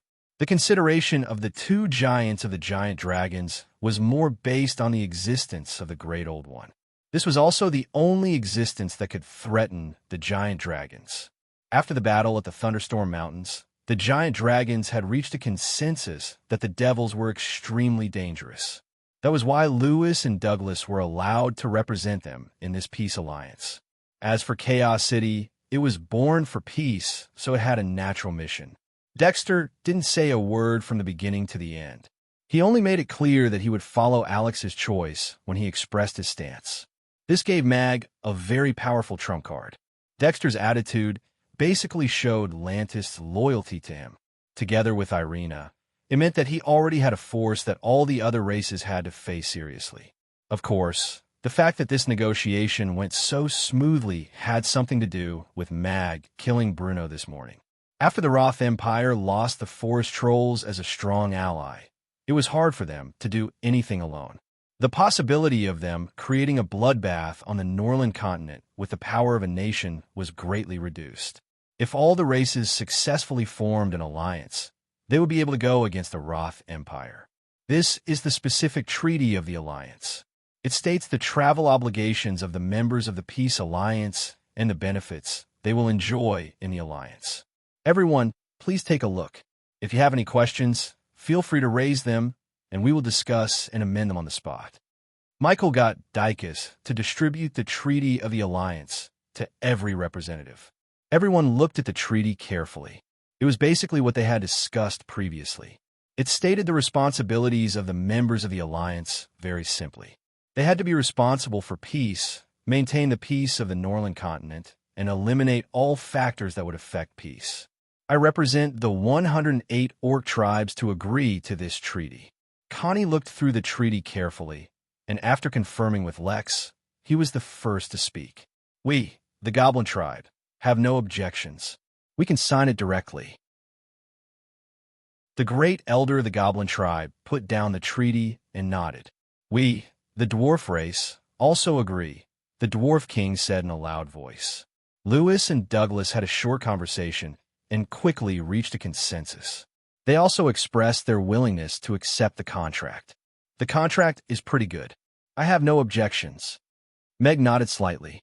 He was the one who had drafted the contract. The Night Elves are fine too, Irina said calmly. Same for me, Dexter said in the common language that was not very standard. Since everyone has reached a consensus, let's sign the contract and officially establish the Peace Alliance, Michael said loudly with joy on his face. The simplified version of the treaty was taken back, and a contract with a gilded hardcover was presented to the representatives. The contract used the highest grade of contract paper. It was usually used to sign treaties between different races and had a strong binding effect on the signatories. Connie picked up the pen and signed her name on it almost without any hesitation. She also pricked her finger and pressed a fingerprint on her name. A faint red light flew out from that name and disappeared in between her brows. Meg also signed the name Alex without hesitation and pressed his fingerprint on it. Somehow, he felt that he seemed to have established some kind of connection with this treaty. This contract paper was indeed a little mysterious. Everyone also went forward to sign their names. Michael raised the treaty that was filled with everyone's signatures and smilingly said, "The treaty has been signed. The Peace Alliance is officially established today. I hope we can put aside our prejudices and old grudges and work hard together to maintain the peace of the Norland continent." Ding! The host has made an outstanding contribution to maintaining world peace. In order to reward the host with a high-level peace-loving quality, the host can request a wish recipe from the system, and the system will fulfill any request of the host. Right at this moment, the system's voice suddenly appeared in Meg's mind. I can get a reward for maintaining world peace? Meg was slightly taken aback. A harmonious and loving world can allow people to enjoy life, and is also more conducive to promoting good food. As a candidate for the god of cookery, you should take maintaining world peace as your responsibility and create conditions for people to enjoy good food, the system said seriously. You're really a positive energy system. Meg nodded with a very pleased expression. He didn't care what the system said, as long as he received a reward. He had just been considering what new product he should offer after his leave, and the system had given him a pillow. He smiled internally as he said, "Any request? As long as it's related to food, any request is possible," the system confirmed. Then, as someone who has maintained world peace, it's not too much for me to ask for a Manchu Han Imperial feast, right? Meg said seriously. Please choose a recipe. Don't make such an outrageous request. I want Manchu Han Imperial feast. The Manchu Han Imperial feast is a royal feast that gathers the essence of all the major cuisines. If the host really learns how to cook a Manchu Han Imperial feast, he would have mastered the essence of Chinese cuisine. The host still has a long way to go, so please don't bite off more than you can chew. The system said seriously. All right, then I want a roast goose. Meg could tell that the system wasn't so easily fooled, so he changed the subject. Emmy had been talking about roast goose for a long time. Although roast duck had become the best substitute, roast goose was still roast goose and was different from roast duck. Ding! The classic Kenny's roast goose recipe and experience bag have been issued. Please learn it in time. The system was rather straightforward this time. Meg accepted it happily. Anyway, it was an unexpected gain. After everyone signed the treaty, they briefly discussed about the peace conference tomorrow. The giant dragons were the finale, and the seven forces had formed an alliance.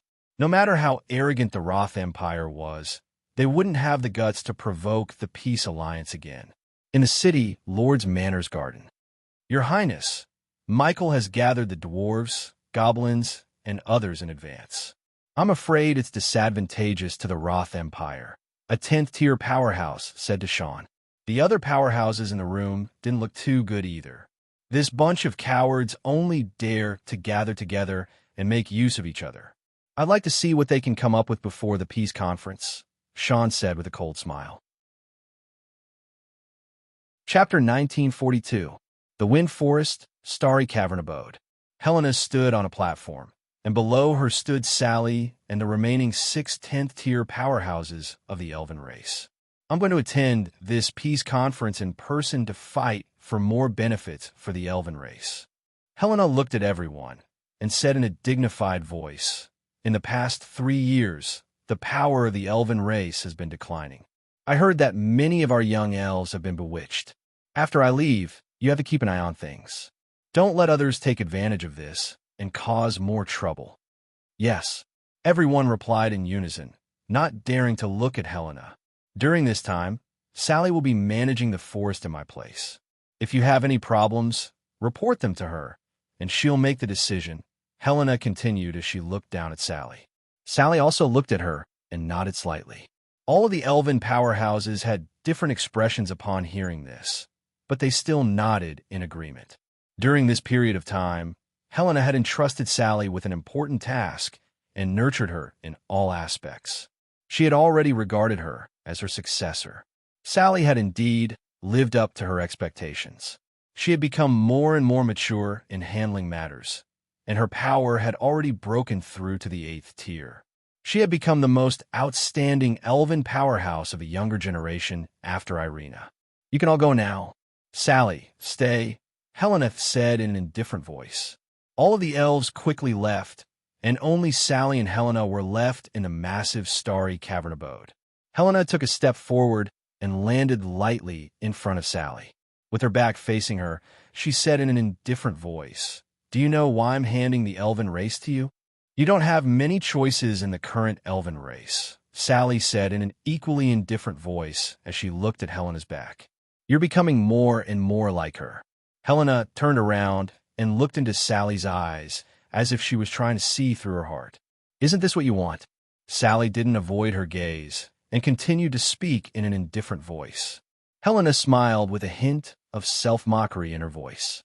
"Yes, I have to admit that Irina is the most outstanding prodigy of the elven race in the past 1,000 years. Then why did you kill her? It's not always a good thing to have a prodigy. She tried to overthrow the elven race that we built with our blood, but she still refused to come to her senses. I had no choice but to kill her in order to protect the elven race." Helena's expression was a little regretful. Maybe the people who left the wind forest got the life they really wanted.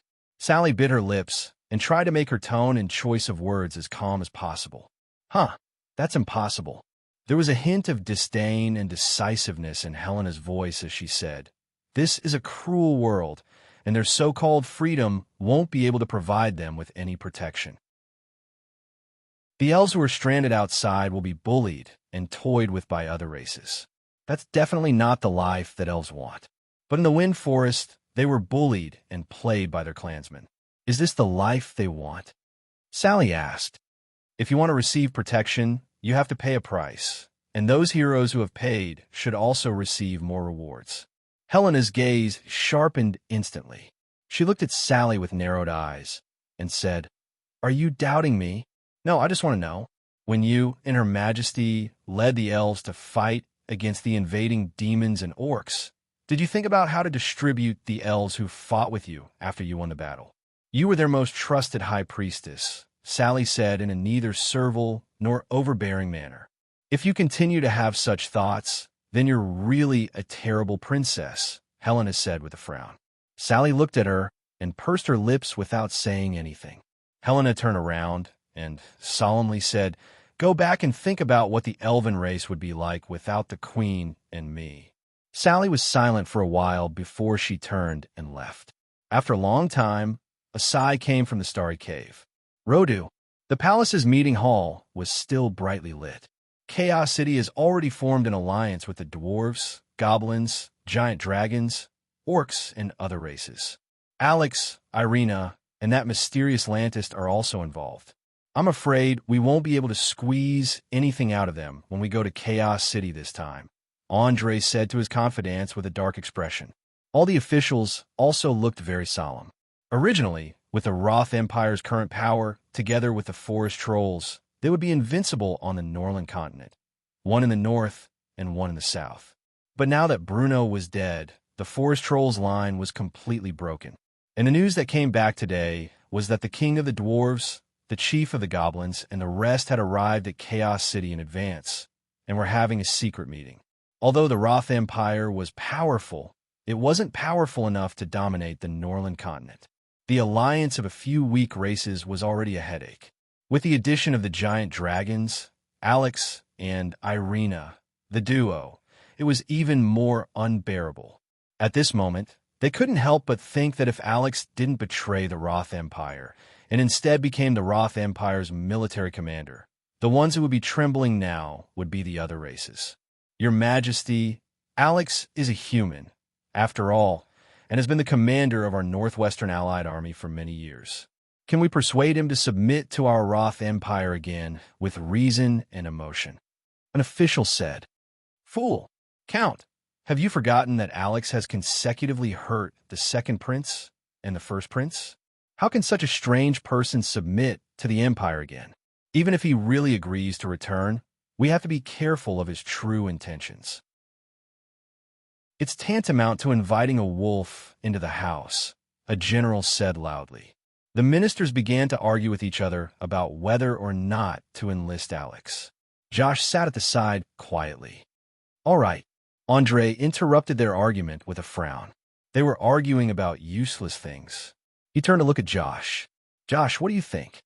Josh stood up and respectfully said, "Your Majesty, I think that since the various races have decided to join forces against the Empire, the peace conference is no longer meaningful. Why don't we strike first and gain the upper hand by attacking them? With the absolute advantage of our powerhouses and cavalry, we can occupy some of their territories quickly." All the officials looked at Josh in shock. The second prince was gentle and liked magic. They didn't expect him to come up with such a radical plan. Andre's brows relaxed a little when he heard that. He nodded with a smile and said, "This is an interesting suggestion. Your Majesty, this matter must be taken seriously." An official stood up and worriedly said, "The peace conference hasn't started, and the peace treaty hasn't expired yet. If we force our troops, we might be criticized by the other races." Chapter 1943. It was a dark and windy night.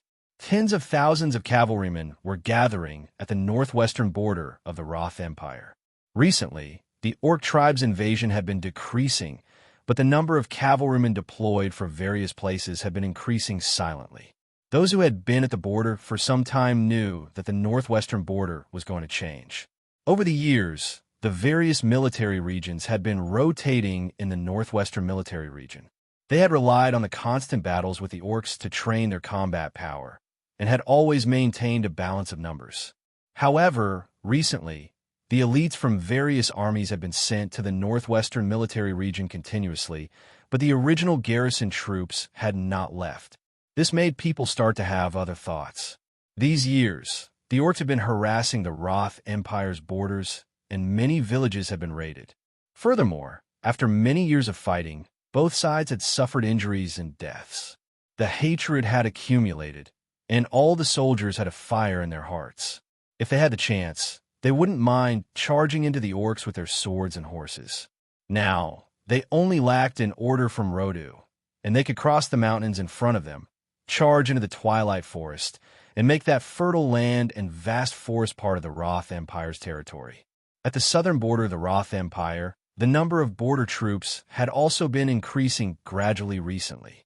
Although the official order had not been issued, many military generals already knew that the Roth Empire might go to war on all fronts, and they had planted the Roth Empire's flag further away. The hearts of the Empire's soldiers were slowly swelling like their power had been increasing over the years. That big city in the south that could be compared to Rodu was still not worth mentioning in their eyes. Vic Mountain. The elves had already entered a state of war. Evacuate all important facilities and personnel into the underground cavern. Pay close attention to the Roth Empire's movements. Once a large-scale army appears, don't fight them head-on. Retreat as you fight in the underground cavern to stop them from advancing quickly. At the same time, preserve your strength and reduce the casualties to the greatest extent. A goblin elder ordered. The suspension bridge of Issen Castle rose slowly and completely isolated the entire castle from the outside world. The foreign tribes in the city had all been chased out of the castle a few days ago. All the exits had been sealed, and soldiers were stationed to guard them. Overnight, the situation on the Norland continent became very tense. All the races started to prepare for war. Before the results of the peace conference were announced, these measures would probably not be changed. After returning to the restaurant, Irina took a sip of red wine and said to Meg, who was sitting opposite her, "It went smoother than I thought. Peace is in the interest of most races. This result is actually within my expectations," Meg said with a smile. "Do you think Andre will come tomorrow, or will he start the war in advance?" Irina asked. If Andre starts the war in advance, the Roth Empire would be able to conquer the Twilight Forest in the west or the Wind Forest in the east in a very short time, given their current power. Meg said with a serious expression. Furthermore, once the occupation becomes an established fact, and the Roth Empire no longer attacks the other races, then the race whose territory has been invaded will have a hard time asking the other races to reclaim their territory. The Beastmen have already joined the Peace Alliance. Irina frowned. Meg shook his head. Benefits come first between races. We will uphold justice for Connie, but even the giant dragons will not go against the Roth Empire directly for the Beastmen. The purpose of this alliance is actually more of a deterrent effect. However, if the Beastmen are really invaded, as long as he can withstand the first wave of attacks and create some time for the Alliance to send reinforcements, I believe the other races will still be willing to send an army to assist their allies. This is more in line with the interests of the other races. Irina nodded thoughtfully. Even people of the same race might not be able to do their best. It was indeed unrealistic to expect the other races to protect you. In that case, do we need to send reinforcements to the Beastmen in advance? Irina asked again. Based on my understanding of Andre, he will not do such a thing without a valid reason. Meg shook his head with a smile and said, once he tears up the peace treaty and attacks the Beastmen or elves, it will be equivalent to standing directly against the Peace Alliance or even the other races. Then, the other races will have a reason to join forces to deal with him. Even if he can obtain the Twilight Forest and the Wind Forest in a short time, this will bring about a joint blockade from the other races, as well as a possible encirclement and annihilation. Do you think he will give up his ambition to invade other races because of the establishment of the Peace Alliance? He is obviously not such a person, so I am very curious how he will respond to this to fulfill his ambition. Meg shook his head slightly. Seems like the peace conference tomorrow will be very interesting. Irina's lips curled up into a smile. Father, you are finally back. Amy ran downstairs and looked at the two of them drinking red wine. She put her hands on her waist and angrily said, "Have you forgotten about us?" and came downstairs quietly with Ugly Duckling in her arms and looked at Meg and Irina with a smile. I forgot that our two little cuties haven't eaten yet. What do you want to eat? I will make it for you right away. Meg looked at the two little ones and slapped his head as he stood up. Too many things had happened today, and he had forgotten about Amy and Anne. Speaking of which, we haven't had dinner either. Irina also looked at him. That's just right. Let's have a good meal. Meg pinched Amy's cheek with a smile and said, Father will cook roast goose for you tomorrow. Roast goose? Really? Amy's eyes immediately lit up, and she swallowed her saliva. Then she looked back at Ugly Duckling, and her smile became even more vibrant. It has wings. Meow? Ugly Duckling meowed. I'm not a real cat, but you're a real dog. Where is N? What do you want to eat? Meg asked, and again, and stroked Ugly Duckling's head. You want to eat roast goose too? Meg glanced at Ugly Duckling. Meow? Ugly Duckling's orange fur stood up. Meg went into the kitchen and soon made a sumptuous dinner.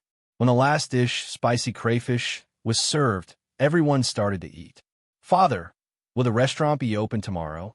Amy asked as she nibbled on the crayfish that Meg had peeled for her. I might have to take another day off to study roast goose. Meg answered with a smile. The peace conference would be held tomorrow afternoon, and as an important representative, he naturally had to attend.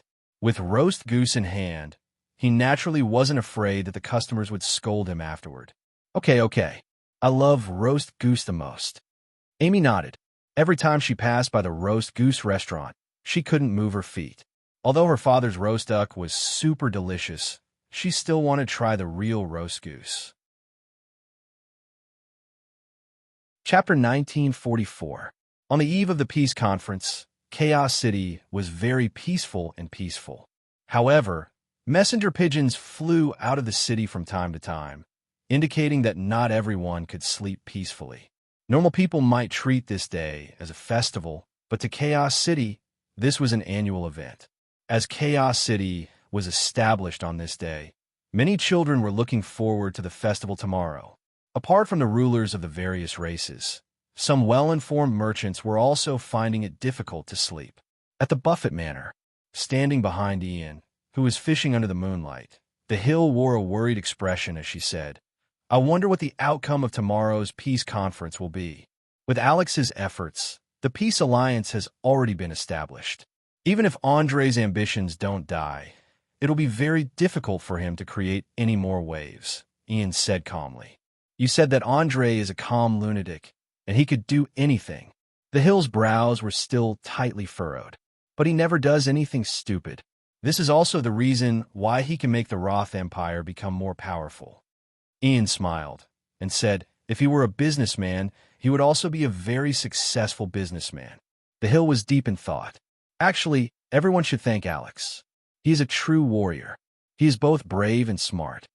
Ian looked at the moon on the surface of the water and sighed with emotion. It's hard to imagine that such a young man, who has experienced the lowest point of his life and reached the peak of his martial arts, can still use his martial arts with such restraint. He clearly knows what he wants to do and can execute it perfectly. A young man like him is really rare. Alex is indeed a very outstanding person. The Hill nodded slightly. Even though she didn't really care about those so-called powerhouses, this man who was changing this world deeply still attracted her attention. She had once thought that she should be one of the most powerful people among the young people. The Buffett Manor's massive financial empire gave her a lot of power over the entire Northern continent. However, When this world gradually became chaotic, she realized that her power was not stable. She couldn't even make this world change because of her. However, young powerhouses like Alex and Irina had stepped forward at a time like this. Their every action was changing the situation of this world, and everyone had no choice but to listen to them carefully. Money is the most worthless thing in this chaotic world. Strength is everything, Ian said with a smile. Money may be useless, but technology is. The train line to Vic Mountain has already been tested successfully. Once the war starts, we can send soldiers directly to Vic Mountain. A smile also on the Hill's face. Ian slowly turned his head to look at Hill, and the smile on his face grew brighter. What I thought most about you wasn't your keen financial sense, but your courage to innovate and not be afraid of failure. I don't need a caretaker. What I want is a successor who can lead the Buffett family into the next great era. I'm sure you can do this well. I will try my best to live up to your expectations. Hill nodded slightly. At the Moraton Manor. Master, I heard that things haven't been very peaceful recently. Why don't we go into hiding? I heard that the Roth Empire is going to attack soon. It's not a good idea to stay in Chaos City. Denise walked into Jeffrey's study and looked at Jeffrey with a nervous expression. Jeffrey looked at her and coldly chided, "Ignorant woman, you had no choice but to take refuge in Rodu. If the Roth Empire is going to attack Chaos City, how can you run to Rodu? We're just merchants. We have businesses in Rodu, and we're also humans. As long as we don't say anything, who will know?" Denise was getting anxious. My family Moraton thrives because of Chaos City. How can we retreat like this? Jeffrey said in a serious voice. Master, if you don't leave, then I'll leave with Cyril and the others. My family has already prepared a flying steed, and we'll set off tonight. Denise's eyes were averting her gaze. Jeffrey looked in the direction of the door and coldly said, "Get in here." Cyril ducked his head and entered the room reluctantly. He didn't dare to look at Jeffrey with his head lowered.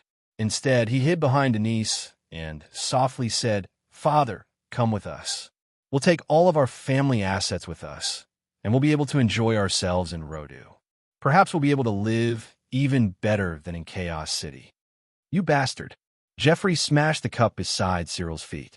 The tea and porcelain shards splashed all over his feet. "If you don't want to go, then so be it. I'm going to leave with Mother and Uncle anyway. I can't stay and die with this lousy city." Cyril jumped back and directly exited the study. "Piss off. I'll pretend that I don't have a son like you." Jeffrey's hands and beard were trembling with rage. "Master, we'll wait for you in Rodu." Denise didn't dare to stay for long, either. She hurriedly turned and left. Soon, Denise, Cyril's family, and a few servants carried all of their belongings onto a horse-drawn carriage and left the Moraton Manor. Jeffrey leaned heavily against the back of his chair and heaved a forlorn sigh. Right at this moment, a figure walked in with a small stove. "Grandpa, it's getting cold. Let me make some hot tea for you." The small stove was placed on the coffee table, and the charcoal fire was burning brightly. Steam began to rise from the copper stove shortly after it was placed on the table. Jeffrey looked at Gloria, who was brewing tea with a serious expression, and asked, "Do you want to leave? If Chaos City is gone, will I call home?" Gloria looked up at Jeffrey. This grandfather of hers had always been very imposing, but now he looked like an ordinary old man. His forlorn expression was rather pitiful. Jeffrey's eyes lit up, and he asked, "Aren't you afraid?" "I was a little afraid the last time in Rodu, but I'm not afraid now." Gloria shook her head. A smile appeared on Jeffrey's face. He glanced at the teapot and said, "The tea smells very good. A guest gave it to me. He said that he picked it from his farm. I've brewed it once, and I think it tastes good, so I'm giving it to you to try," Gloria said with a smile. Soon, the tea was ready. Gloria poured a cup for Jeffrey and placed it in front of him. Jeffrey looked at Gloria with a calm and serious expression and said, "Tomorrow, I'll announce that you're the head of Family Moraton. No pop-up window." Chapter 1945.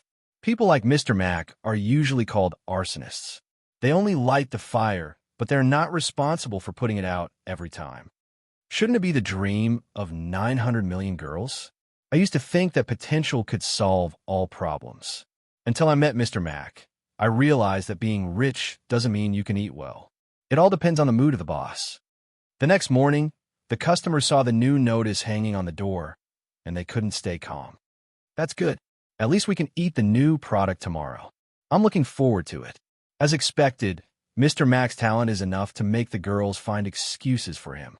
I'm a humble customer, a silly person who just wants to eat a cup of soy milk with Yo Chow.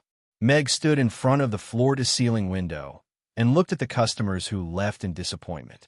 He murmured to himself, I suddenly feel a little guilty. Irina walked up and said to him, what you're going to do today is to let them have more time to eat at Amy's. What do you want to eat for breakfast? Meg tilted his head and looked at her. Rainbow fried rice with soy milk, Irina said without hesitation. Okay. Meg nodded. I want to eat roast goose. Roast goose, Amy said enthusiastically as she came downstairs. Ugly Duckling, which was about to go forward, was stunned. Then, it slowly walked backward to its feet and hid behind her. I'm tired of eating roast goose in the morning. Let's eat it at night, okay? Meg said with a smile. He didn't want to eat roast goose in the morning. He had made roast goose the whole night, and there were some side effects. He needed to rest first. Okay, then we'll eat it at night. Amy was a little reluctant, but she still nodded obediently. Meg made a nutritious breakfast. While eating, she looked at Amy and said, Dad has to go out today.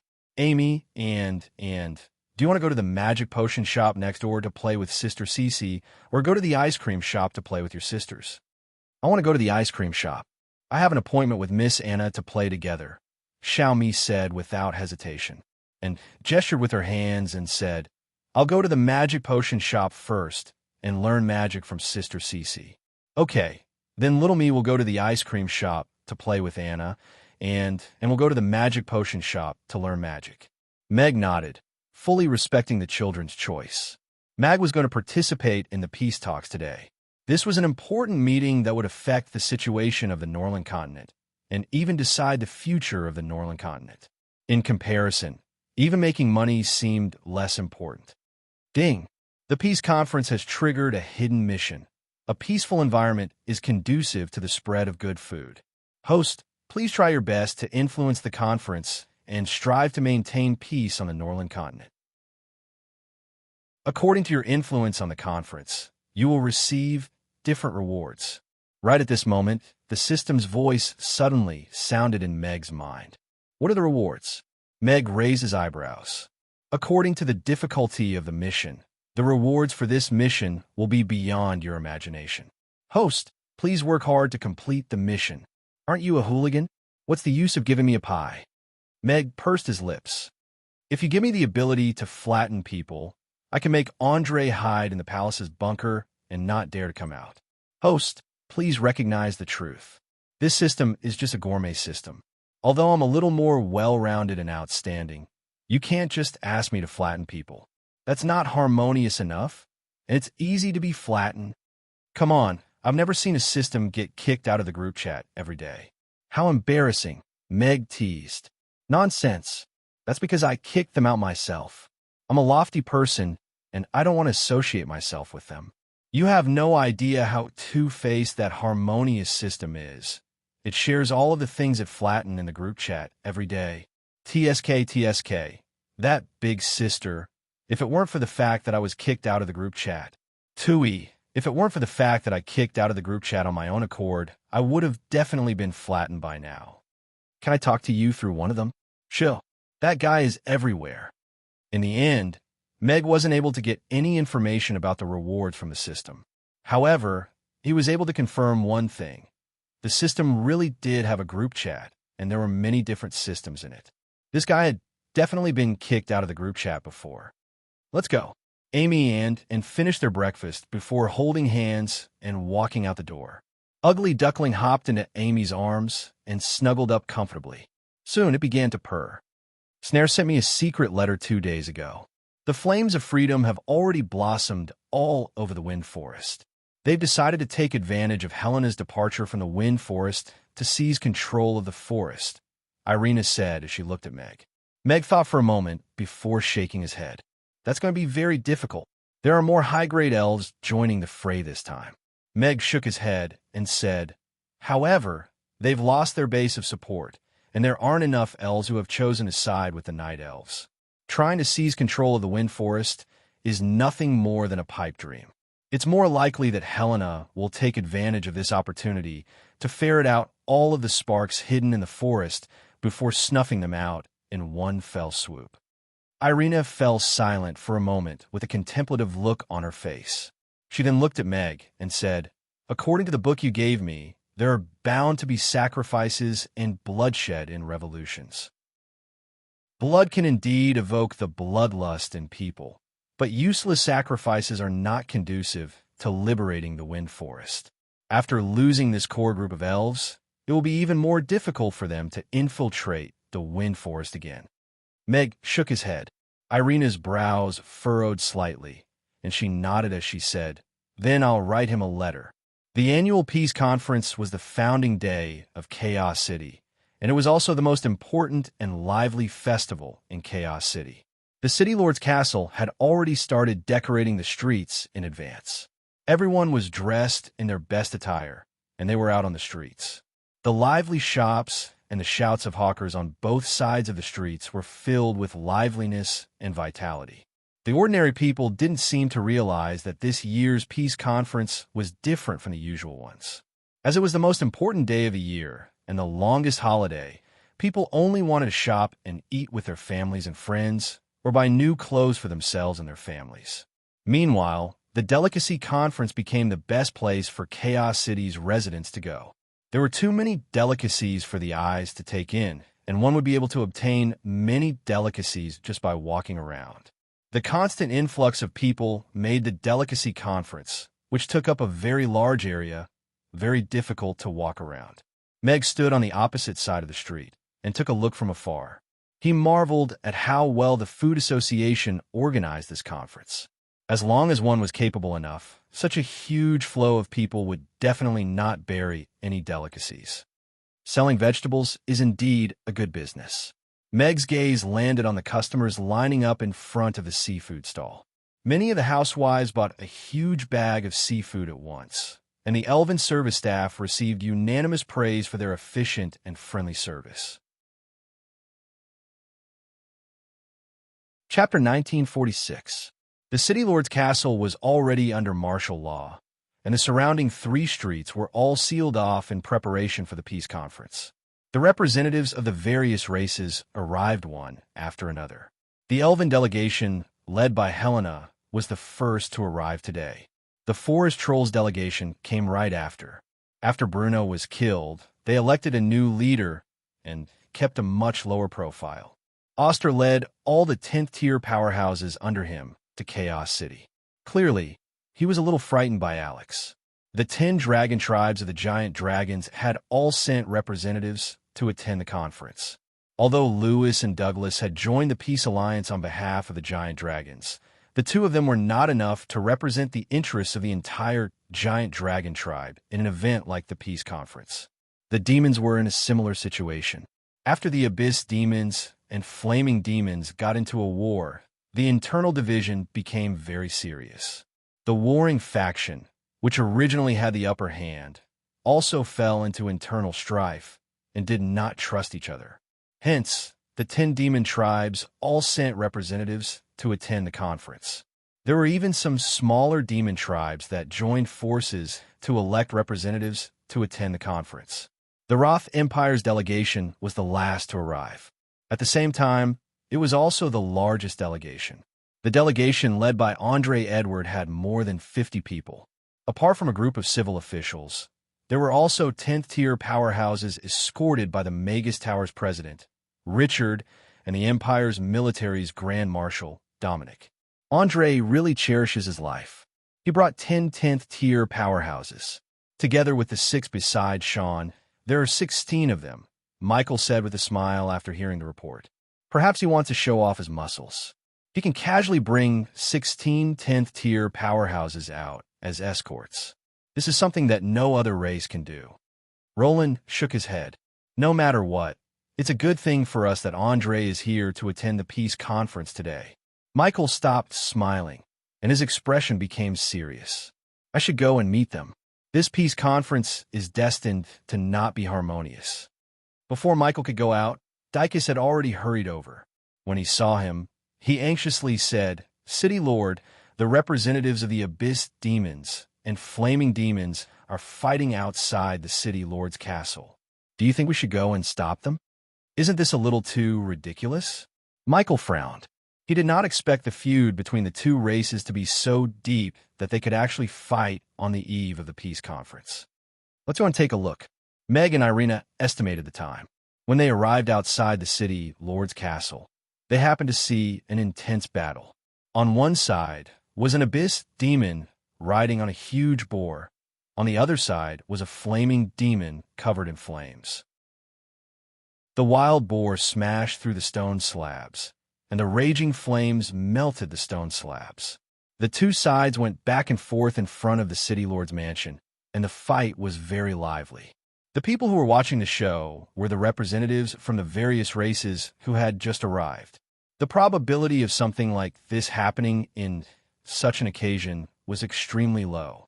Why wouldn't they enjoy watching a show before the tense meeting? Give me some strength. Don't be like a sissy. Mag saw Camilla and Dracula in the crowd, who didn't mind blowing things up. His gaze passed through the crowd and landed on a group of people who were about to enter. The person in the lead was a dignified middle-aged man. It was the Emperor of the Roth Empire, Andre. Richard and Dominic led a group of 10 ranked 10 bodyguard around him, and there were as many as 10 of them. These 10 people were not on the same level as the 6 beside Sean. They could be said to be the strongest 10th-tier powerhouses in the Roth Empire. Andre seemed to have heard the reminder. He stopped in his tracks and turned to look in Meg's direction. He gave Meg a meaningful smile. Meg frowned. Andre gave him an unfathomable feeling. He was like an old fox. Andre walked into the City Lord's castle. Dominic looked at Meg with a complicated expression and followed him into the City Lord's castle. In Alex's memory, this empire's marshal was a powerful elder and leader who was full of chivalry. Back then, Alex had slowly risen to fame at the northwestern border. This empire's marshal had met him many times and helped him with his martial arts. In the past 20 years, the Roth Empire's cavalry had become stronger under Dominic's leadership. Back then, he intended to let Alex take over and become the next empire's marshal. He even wanted to transfer him to his side to train and groom him personally. However, this was rejected by Alex. He resigned from his position in the military and began to travel the continent to train his abilities. Why would Andre let Dominic follow him to attend the peace conference during such a critical period? If he were to stay in the Roth Empire's army now, he would be more intimidating than here. Furthermore, Andre did not lack this 10th-tier guard. Even he was not confident of killing Andre under the protection of 15 10th-tier powerhouses. "I'm afraid Andre still hasn't given up on you," Irina said softly. "It's just his wishful thinking." Meg pursed his lips. "Stop! Stop! Stop! Stop!"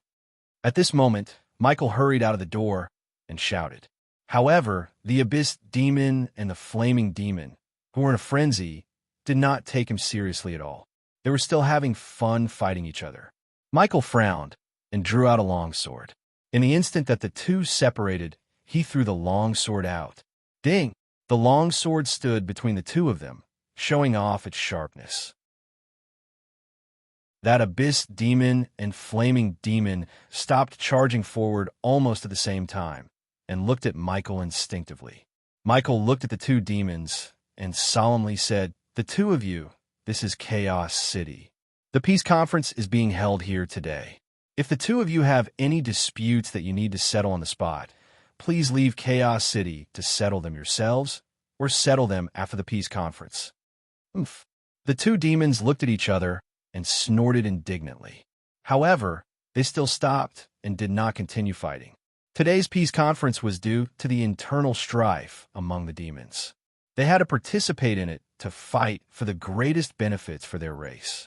After the conference, they had all the time in the world to settle the score. Michael then said to the various representatives who were watching the show, "The Parliament Hall has been opened. All the representatives can go to the Parliament Hall now. The peace conference is about to begin. Irina, you're here too? Dracula had already seen Meg and the rest. He came up to them with a smile and sized up Meg again. He clicked his tongue and said, I thought I could suppress him after I became a progenitor. I didn't expect this fellow to become more and more perverted. He even killed Bruno just like that. He's not human.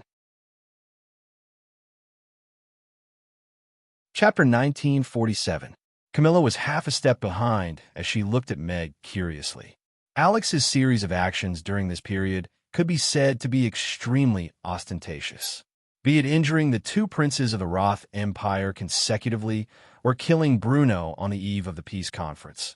All of them had shocked the Norland continent. And now, this man was standing in front of her.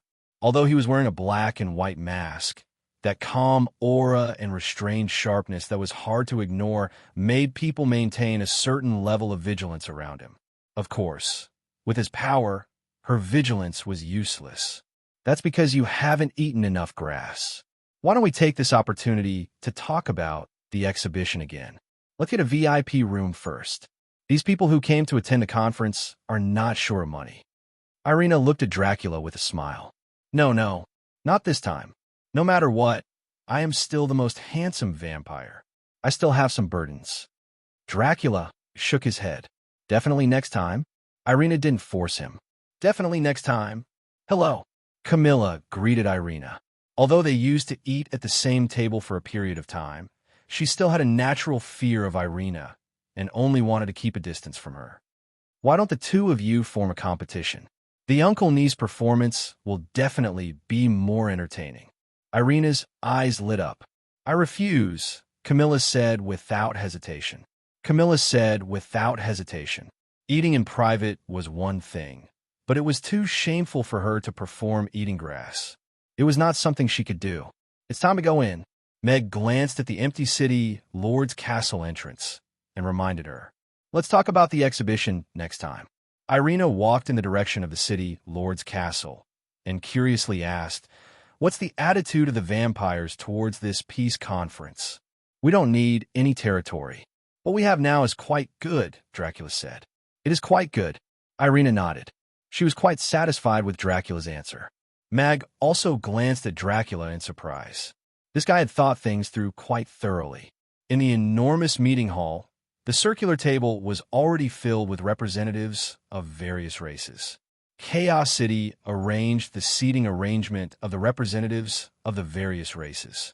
At least, they didn't let the races with old grudges sit next to each other to prevent conflicts during the peace talks. However, the City Lord's Castle was obviously a little meticulous with the seating arrangements. The forest trolls and the Roth Empire's seats were separated by the giant dragon's representatives. The elven race's seats were arranged next to Chaos City's representative team, and the demons and orcs were between them and the Roth Empire. Outside of the central round table, there were 3 circles of seats where the experts of various races were seated. The representatives of the various races and the participants had basically all arrived, but the huge hall was silent. Only the sound of the staff of the City Lord's mansion running back and forth could be heard. Irina and Alex have arrived. An announcement came from the door. Everyone's eyes turned to the door and fell on Alex and Irina, who walked in side by side. During this period of time, the two of them had been in the limelight. They were even more famous than when they were roaming the Norland continent. The elves were stirred up until they almost fell apart. They guided lightning to strike the devil and sealed it again. They killed Bruno, cut off one of Josh's ears, and chopped off one of Sean's arms. All these things pushed Alex and Irina's reputations to the peak. Compared to 3 years ago, Alex had become stronger and more flawless. He could do whatever he wanted, but no one could do anything to him. They didn't even know what Alex looked like now. That black and white mask blocked all prying eyes, and at the same time, made him even more dangerous. Unknown whereabouts, unknown appearance, unknown upper limit of power. All of these made Alex extremely dangerous. As for Irina, her radiance was overshadowed by Alex's halo. Furthermore, she had already left the Wind Forest, but she was still the elven princess in everyone's eyes. If there was a woman in this world who had the same aura as Alex, it would be Irina, and only Irina. However, not everyone liked the two of them. The Forest Trolls representative team looked at Alex, who had just walked in. Their eyes were red as they tried to control their emotions. Bruno's death made them lose a powerful leader, and also made the Forest Trolls suffer a lot of mockery. If not for the fact that they couldn't beat him, they wouldn't have been able to control their emotions.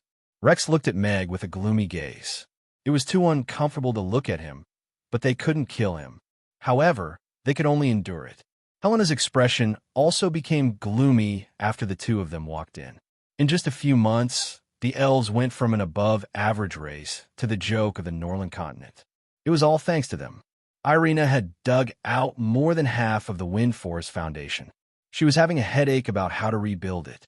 The representative of the horror demons also had a gloomy expression. However, he lowered his head and didn't even dare to look at Alex. Andre looked at Meg calmly. He was expressionless, and no one knew what he was thinking. Sean sat beside Andre. His empty left sleeve was a little glaring, but his expression was also very calm. He didn't seem to hold a grudge against Meg for losing his arm. Meg glanced at the people in the venue. Basically, all the people in charge of the various races were present. This was a rare sight. However, his gaze was attracted by the Roth Empire's representative team. Apart from Michael, Roland, and Novin, the three big shots of Chaos City, Crassus and Julian were also present. When did Michael convince the two of them to join Chaos City? Mag was a little surprised. Regardless of whether it was influence or power, the addition of Krasu and Urian to Chaos City would undoubtedly increase Chaos City's power by leaps and bounds. It was just that Crassus was still in Rodu holding the opening ceremony for the Magus Tower's Magicaster convention a few days ago. Now, he was sitting with Chaos City's representative team. It was a little magical. Meg and Irina sat down according to their placards. On Meg's left was the Forest Trolls representative team, and on Irina's right was the Orc War faction's representative team led by Oster. This seating arrangement is very spiritual. Meg looked around with a slight smile.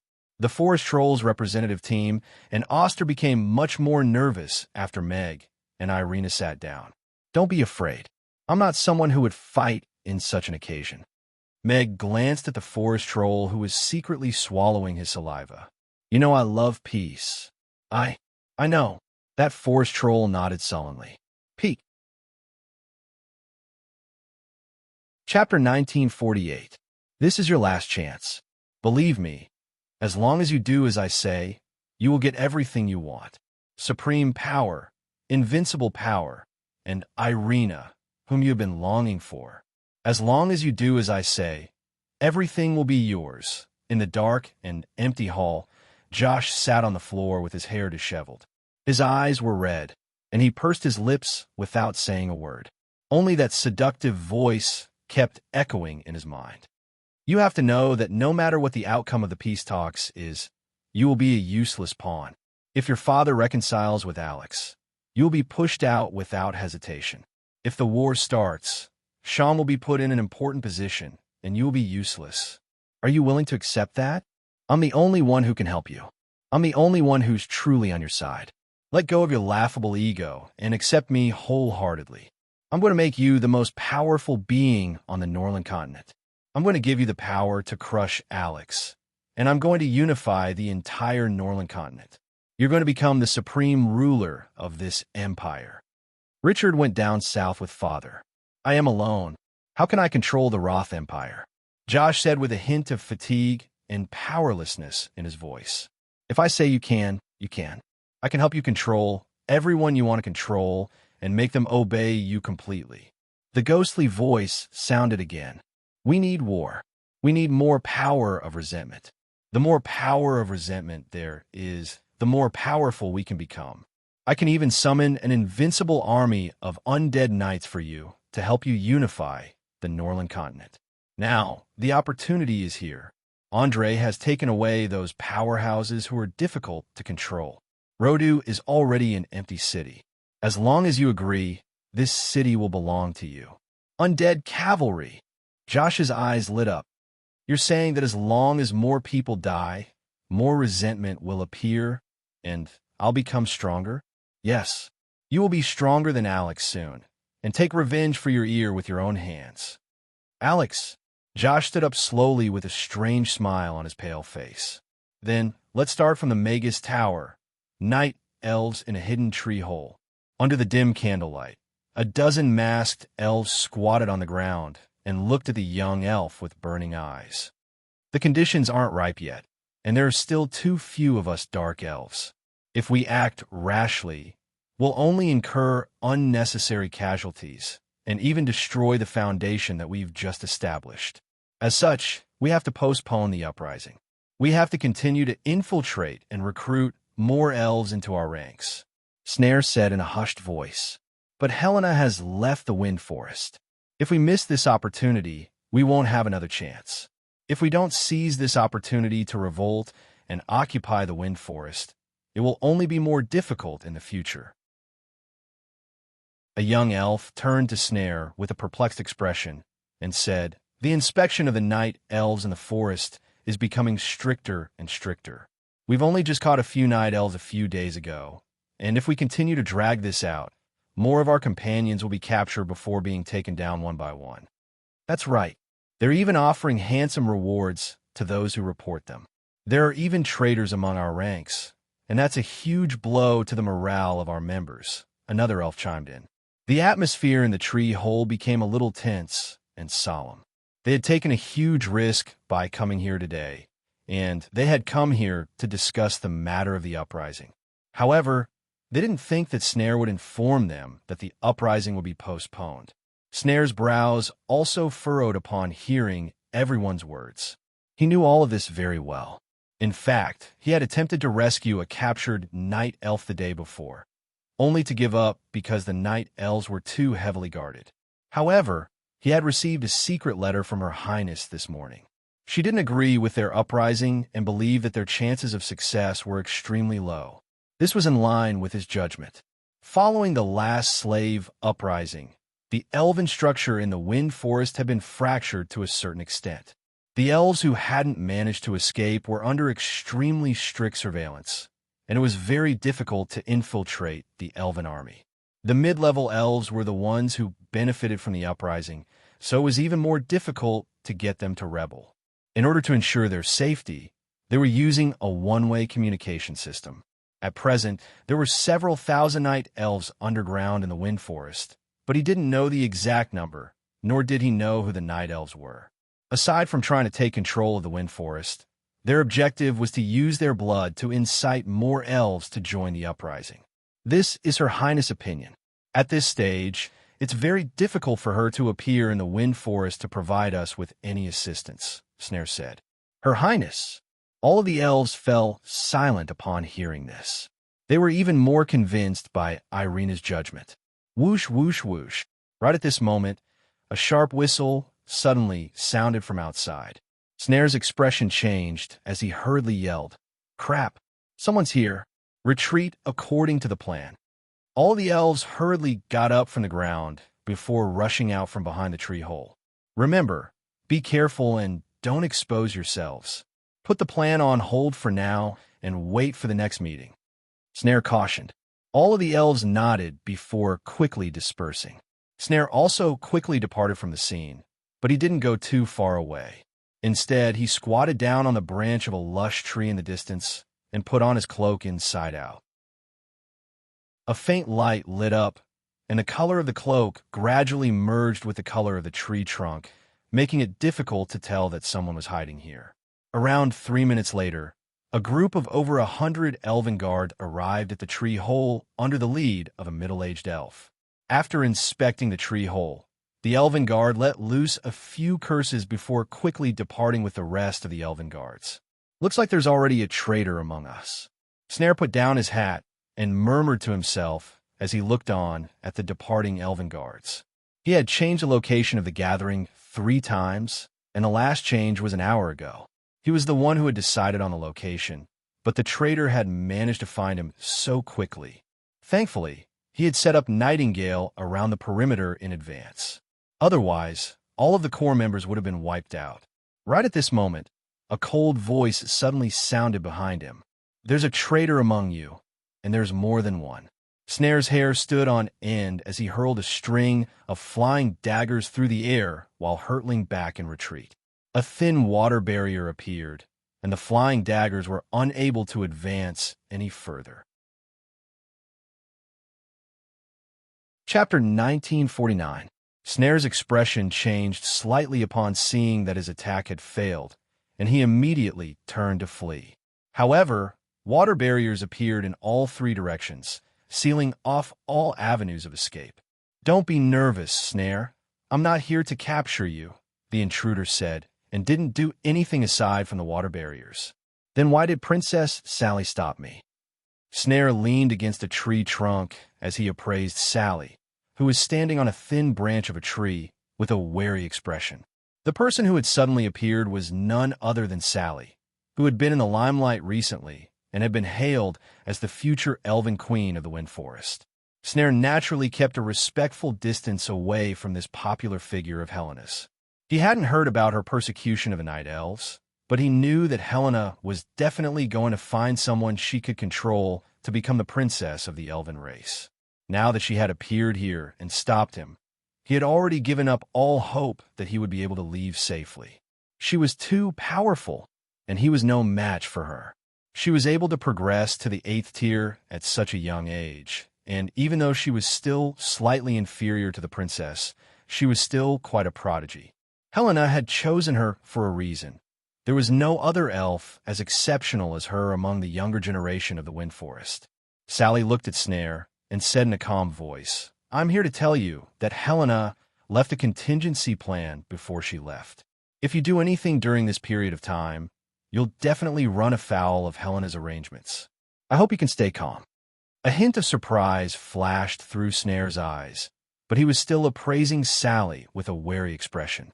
"Why are you telling me this?" Sally looked into his eyes and replied, "Because I'm also an elf." Snare could see the pain and conflict in her eyes in that instant, and he seemed to have understood what she was thinking. He nodded and said, "Thank you. Let me give you a piece of advice. Don't trust anyone. There are no friends that you can't betray for the sake of your own interests." Sally's expression quickly returned to normal as she spoke in an indifferent voice. At the same time, she withdrew the water barriers in all directions. "Thank you." Snare expressed his gratitude again before taking a final glance at Sally. He then put on his hat and leaped down from the tree, disappearing into the forest in the blink of an eye. "Am I doing the right thing?" Sally murmured to herself as she stood on the treetop and looked at the vast forest. No one answered her. There was only the sound of the wind blowing through the forest. The Grand Peace Conference officially opened under the auspices of Michael. In the past 100 years, the rulers of all the races on the Norland continent had never gathered together like today. The scale of the conference was truly the highest. However, in the past 100 years, there had been some conflicts of interest between the various races. There were even neighbors who had been fighting for 100 years. There were new and old grudges, and the atmosphere was not harmonious. There were even some who were at daggers drawn. The appearance of Crassus and Julian at Chaos City's seats also shocked all the other representatives. Although everyone knew that the two of them had been staying in Chaos City recently, given their personalities, they naturally wouldn't join any side casually, especially the Crassus. Their status in the Roth Empire was even higher than Alex's. However, today, both Alex and Crassus were standing on Chaos City's side. It was really a little magical. Michael started off by talking about the benefits that the various races had brought to the people in the past 100 years of peace. He also talked about how the various races had cooperated and made some breakthroughs and changes, and the results were remarkable. These words made Meg sleepy. Luckily, the forest troll representative sitting next to him was really an idiot. The way he sat next to him was too weird and helped him relieve a lot of his tiredness. To put it bluntly, today's peace conference was a negotiation between the peace-loving party and the pro-war party. The peace-loving party had already formed a peace alliance with great momentum. Meanwhile, the pro-war party, led by the Roth Empire, was fighting their own battles. The demons had already fallen apart and were no longer a concern. The rest was between the Roth Empire and the Peace Alliance. As for the orcs, Oster couldn't even deal with Connie now. He had to bring all the powerhouses with him to protect himself whenever he went out. Now, half of the Twilight Forest was in a state where there were no powerhouses protecting it, and no one in charge. The elves were in a similar situation. He and Irina had stirred things up, liberated a large batch of elven slaves, and even established the Night Elves. It was a devastating blow to the social structure of the Wind Forest. Meanwhile, Snare and a group of like-minded elves were still dividing the elves. Just these things alone were enough to give Helena a headache. How could she have the energy to talk about war? The peace treaty signed back then ended the racial wars on the Norland continent and ushered in a period of peaceful development. 100 years have passed, and all the races agreed to hold a peace conference 100 years later to renew the peace treaty. Michael paused for a moment. He looked at the representatives of the various races present and said, "Everyone is here today to fulfill the 100-year promise. Regarding this, you can all give your opinions. We will discuss it thoroughly and make a wise decision for the Norland continent. There's no point in fighting. The peace treaty is a good one. We dwarves are willing to renew it," the king of the dwarves said straightforwardly. "We goblins also support the renewal of the peace treaty. There will be no winners if the racial wars are to resume," the goblin chief chimed in. "Orcs will never be slaves," Connie shouted as she stood up. She looked at the strange expressions on everyone's faces and swallowed before shrinking back. She lowered her voice and said, "We also support the renewal of the peace treaty." Oster wanted to stand up. However, Meg glanced at him. Oster immediately sat down again. His Adam's apple rolled, but he didn't dare to stand up in the end. Michael stood up again. He looked at everyone and solemnly said, "I represent Chaos City to make a statement. Chaos City was born because of peace. After all the races signed the peace treaty here and built the Bodhi prison, it slowly developed into a city that accommodates all the races and allows them to coexist peacefully. We will always stand on the side of peace. At the same time, we also hope that all the races can support the peace treaty. War will only make all the races pay a terrible price, and it will be a devastating disaster for the ordinary people. Our enemy now is the devil. From the murals, war might increase the devil's power. That is a terrifying existence that can destroy all the races. We should work together to find the devil that escaped from the seal it again, and find a way to kill it permanently. We, the giant dragons, support Chaos City's approach. The most important thing now is to find the devil that disappeared. Once it regains its power or unseals more devils, it will be a disaster for the Norland continent." Douglas also stood up slowly and coldly said, "Don't forget that day at the Thunderstorm Mountains. We only faced half of the devil that was sealed, and we almost paid a terrible price to seal it again." "I object." Right at this moment, a calm voice sounded. Chapter 1950.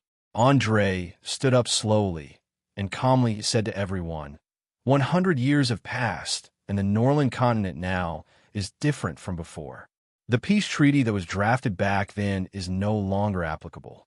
The Roth Empire requests to redistribute the territories according to each race's power. The various representatives had different expressions when they heard that, and no one said anything for a while. Meg looked at Andre and couldn't help but sigh in his heart. If one were to judge Andre from a historical point of view, he would definitely be considered a wise ruler.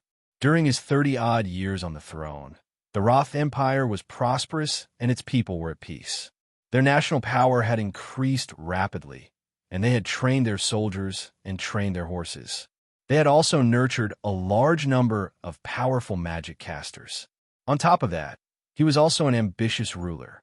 He kept a low profile and waited for the right time to fight for more territories and living space for the Roth Empire and the human race during the peace treaty. During the racial war back then, the human race had paid a terrible price before they finally obtained the right to sit in the peace treaty. However, because they were weak, they obtained a piece of barren land in the end. It was the human race who used their own hands to turn that barren land into fertile farmland and built many cities. Given the human race's current rate of reproduction, the Roth Empire's current territory was indeed not enough. Given his current power, it seemed reasonable for him to request for more territory. If that was the case, Meg might not stop the human race from expanding. That was reasonable. However, Andre wasn't someone who would be satisfied with just having enough land for the human race to thrive. What he wanted was for the world to bow down to him. If he wanted too much, he would naturally cross the bottom line of the various races, and the war between races would start again. Lewis looked at Andre with a frown and said, "Andre, the most urgent thing now is to resolve the threat from the devil. As for the redistribution of the territories, we can discuss it later. First, we have to let the various races of the Norland continent let down their guard and really work together. To the Roth Empire, the most urgent thing now is to redistribute the territories." Andre looked at Lewis with a mocking smile. "To you giant dragons, 100 years is just a blink of an eye. You were the ones who signed the contract back then, and you are still the ones sitting here now. You can wait, but I can't. After another 100 years, it's hard to say if the Roth Empire will still exist in this world. I'm not signing this contract." Andre's forceful and reasonable request caused the entire hall to fall silent.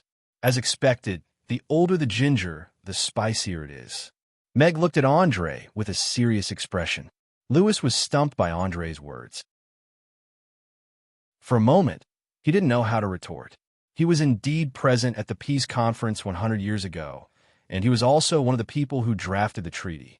There were many familiar faces among the representatives of the various races present today, such as the king of the dwarves, the goblin chief, and Helena. If Bruno hadn't been killed by Alex yesterday, he would be sitting here now. It was he who signed the contract as the forest troll's representative. The lifespan of a human was too short. A few decades would pass in the blink of an eye for a giant dragon, but for a human, it might be the length of a complete life. The king of the Roth Empire who had signed the agreement on behalf of the humans was already Andre's ancestor. Andre might already be dead in 50 years, let alone 100 years. It was reasonable for Andre to refuse to sign the contract. None of the representatives were in a hurry to speak. They were afraid that Andre and his Roth Empire would set their eyes on their territory. "So, you're planning to restart the racial war?" Mag asked Andre. He didn't keep quiet anymore. "No, this is not my choice." Andre looked at Mag and said, "All I want is a piece of land where my citizens can thrive. There are still many pieces of land like this on the Norland continent that have been abandoned. What the Roth Empire wants isn't much, and it's not too much. You know very well that no race will give their land to you. Aren't you trying to snatch the land from the other races by saying this?" Douglas said coldly, "I'm not ambitious, and I don't want the land of the other races. I only want half of the land that has been abandoned by the dragons," Andre said calmly. "I think you're dreaming. How dare you set your sights on the giant dragons?" Isaiah the Tyrannosaurus dragon roared angrily as he glared at Andre with his bell-sized eyes. "The land under Dragon Island is all abandoned. Back then, the giant dragons occupied Dragon Island and took the most fertile land on the Norland continent for themselves. If the giant dragons really want to form an alliance with the Roth Empire to fight against the devils, why won't you give up a piece of land that's useless to you?" Andre asked with a smile. "What if we don't agree?" Lewis said in a low voice. "Then I can only expand outwards in order to let more of my people survive. As for whether it's to the west, east, or south, I can't be sure, and I won't make any guarantees." Andre was still smiling. The orcs representatives who were in the northwest of the Roth Empire's capital changed their expressions. Helena frowned. The Wind Forest was in the east of the Roth Empire. The three giant dragons also frowned. Andre's threat was very obvious. The Roth Empire couldn't possibly attack Dragon Island, so he stated his target very clearly. "Regardless of what the colossal dragon tribe says, I'll just attack the other tribes next to me." It was a barbaric yet effective method. "I think you should know that the giant dragons, goblins, dwarves, orcs, 108 tribes, Chaos City, night elves, and other races and forces have formed a peace alliance yesterday. Once you attack the allies of the Peace Alliance, the Roth Empire will have to face the Peace Alliance, and not one of your neighbors, Michael said in a low voice. That won't affect any of my decisions, Andre replied calmly. Andre, do you really want to make the whole world your enemy? Is your Roth Empire really so powerful that it can stand against the whole world? How arrogant. Lewis said, from the fact that you can't wait to form the so-called Peace Alliance, the current Roth Empire does indeed have the capital to do so. Andre nodded as he looked at the representatives of the various races with a mocking expression. So, what makes you think that an empire that requires all of you to unite against should continue to hole up in the most barren land on the Norland continent and allow all of you to continue reaping the fruits of your labor? Who's the arrogant one? Brilliant. Even Meg couldn't help but want to give Andre's speech a thumbs up. His logic was flawless. Chapter 1951. Andre spoke wittily, showing the demeanor of a great diplomat. It almost made people forget that he was the emperor of the Roth Empire, one of the most powerful men in the world. He cleverly used the need for territory to rationalize the war.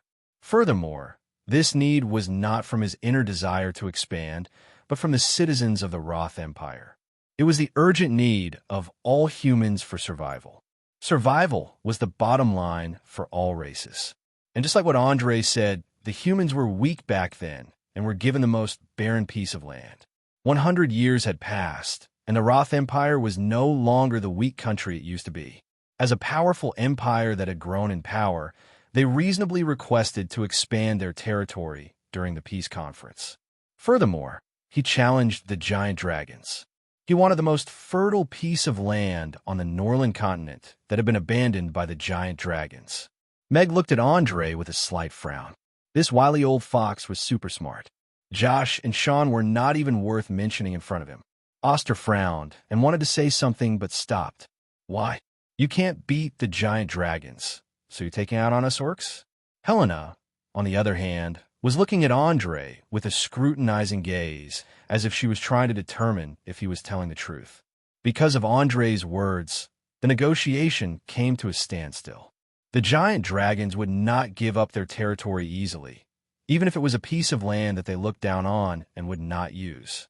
Of course, the more important reason was that the Roth Empire, which had obtained a barren piece of land, had the right to challenge the giant dragons after a short 100 years of development. If they were given another piece of fertile land, would the Roth Empire surpass the giant dragons 100 years later? This was a question that was very worth pondering. There were only two choices now. The giant dragons would give up half of their territory to the Roth Empire, and Andre would sign the peace treaty to continue the peace for another 100 years. Or the giant dragons would refuse to give up their territory, and Andre would start a war with the orcs and elves to snatch the disciples he needed. The sharpest question was thrown to the giant dragons. I agree with part of what Andre said about the territory.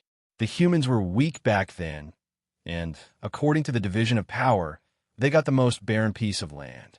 The reason why they had agreed to renew the peace treaty 100 years ago was to adapt to the changes.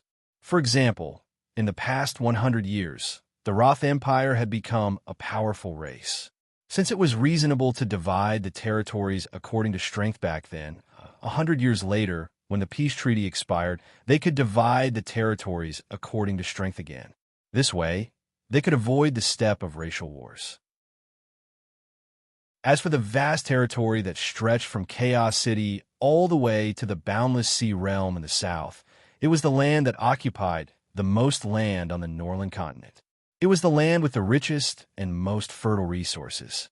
However, after the giant dragons obtained it, they didn't make any use of it. With the Roth Empire's current power, I think it's reasonable to ask the giant dragons to give a portion of this territory to the Roth Empire, Meg suddenly said. The various representatives looked at Meg in shock.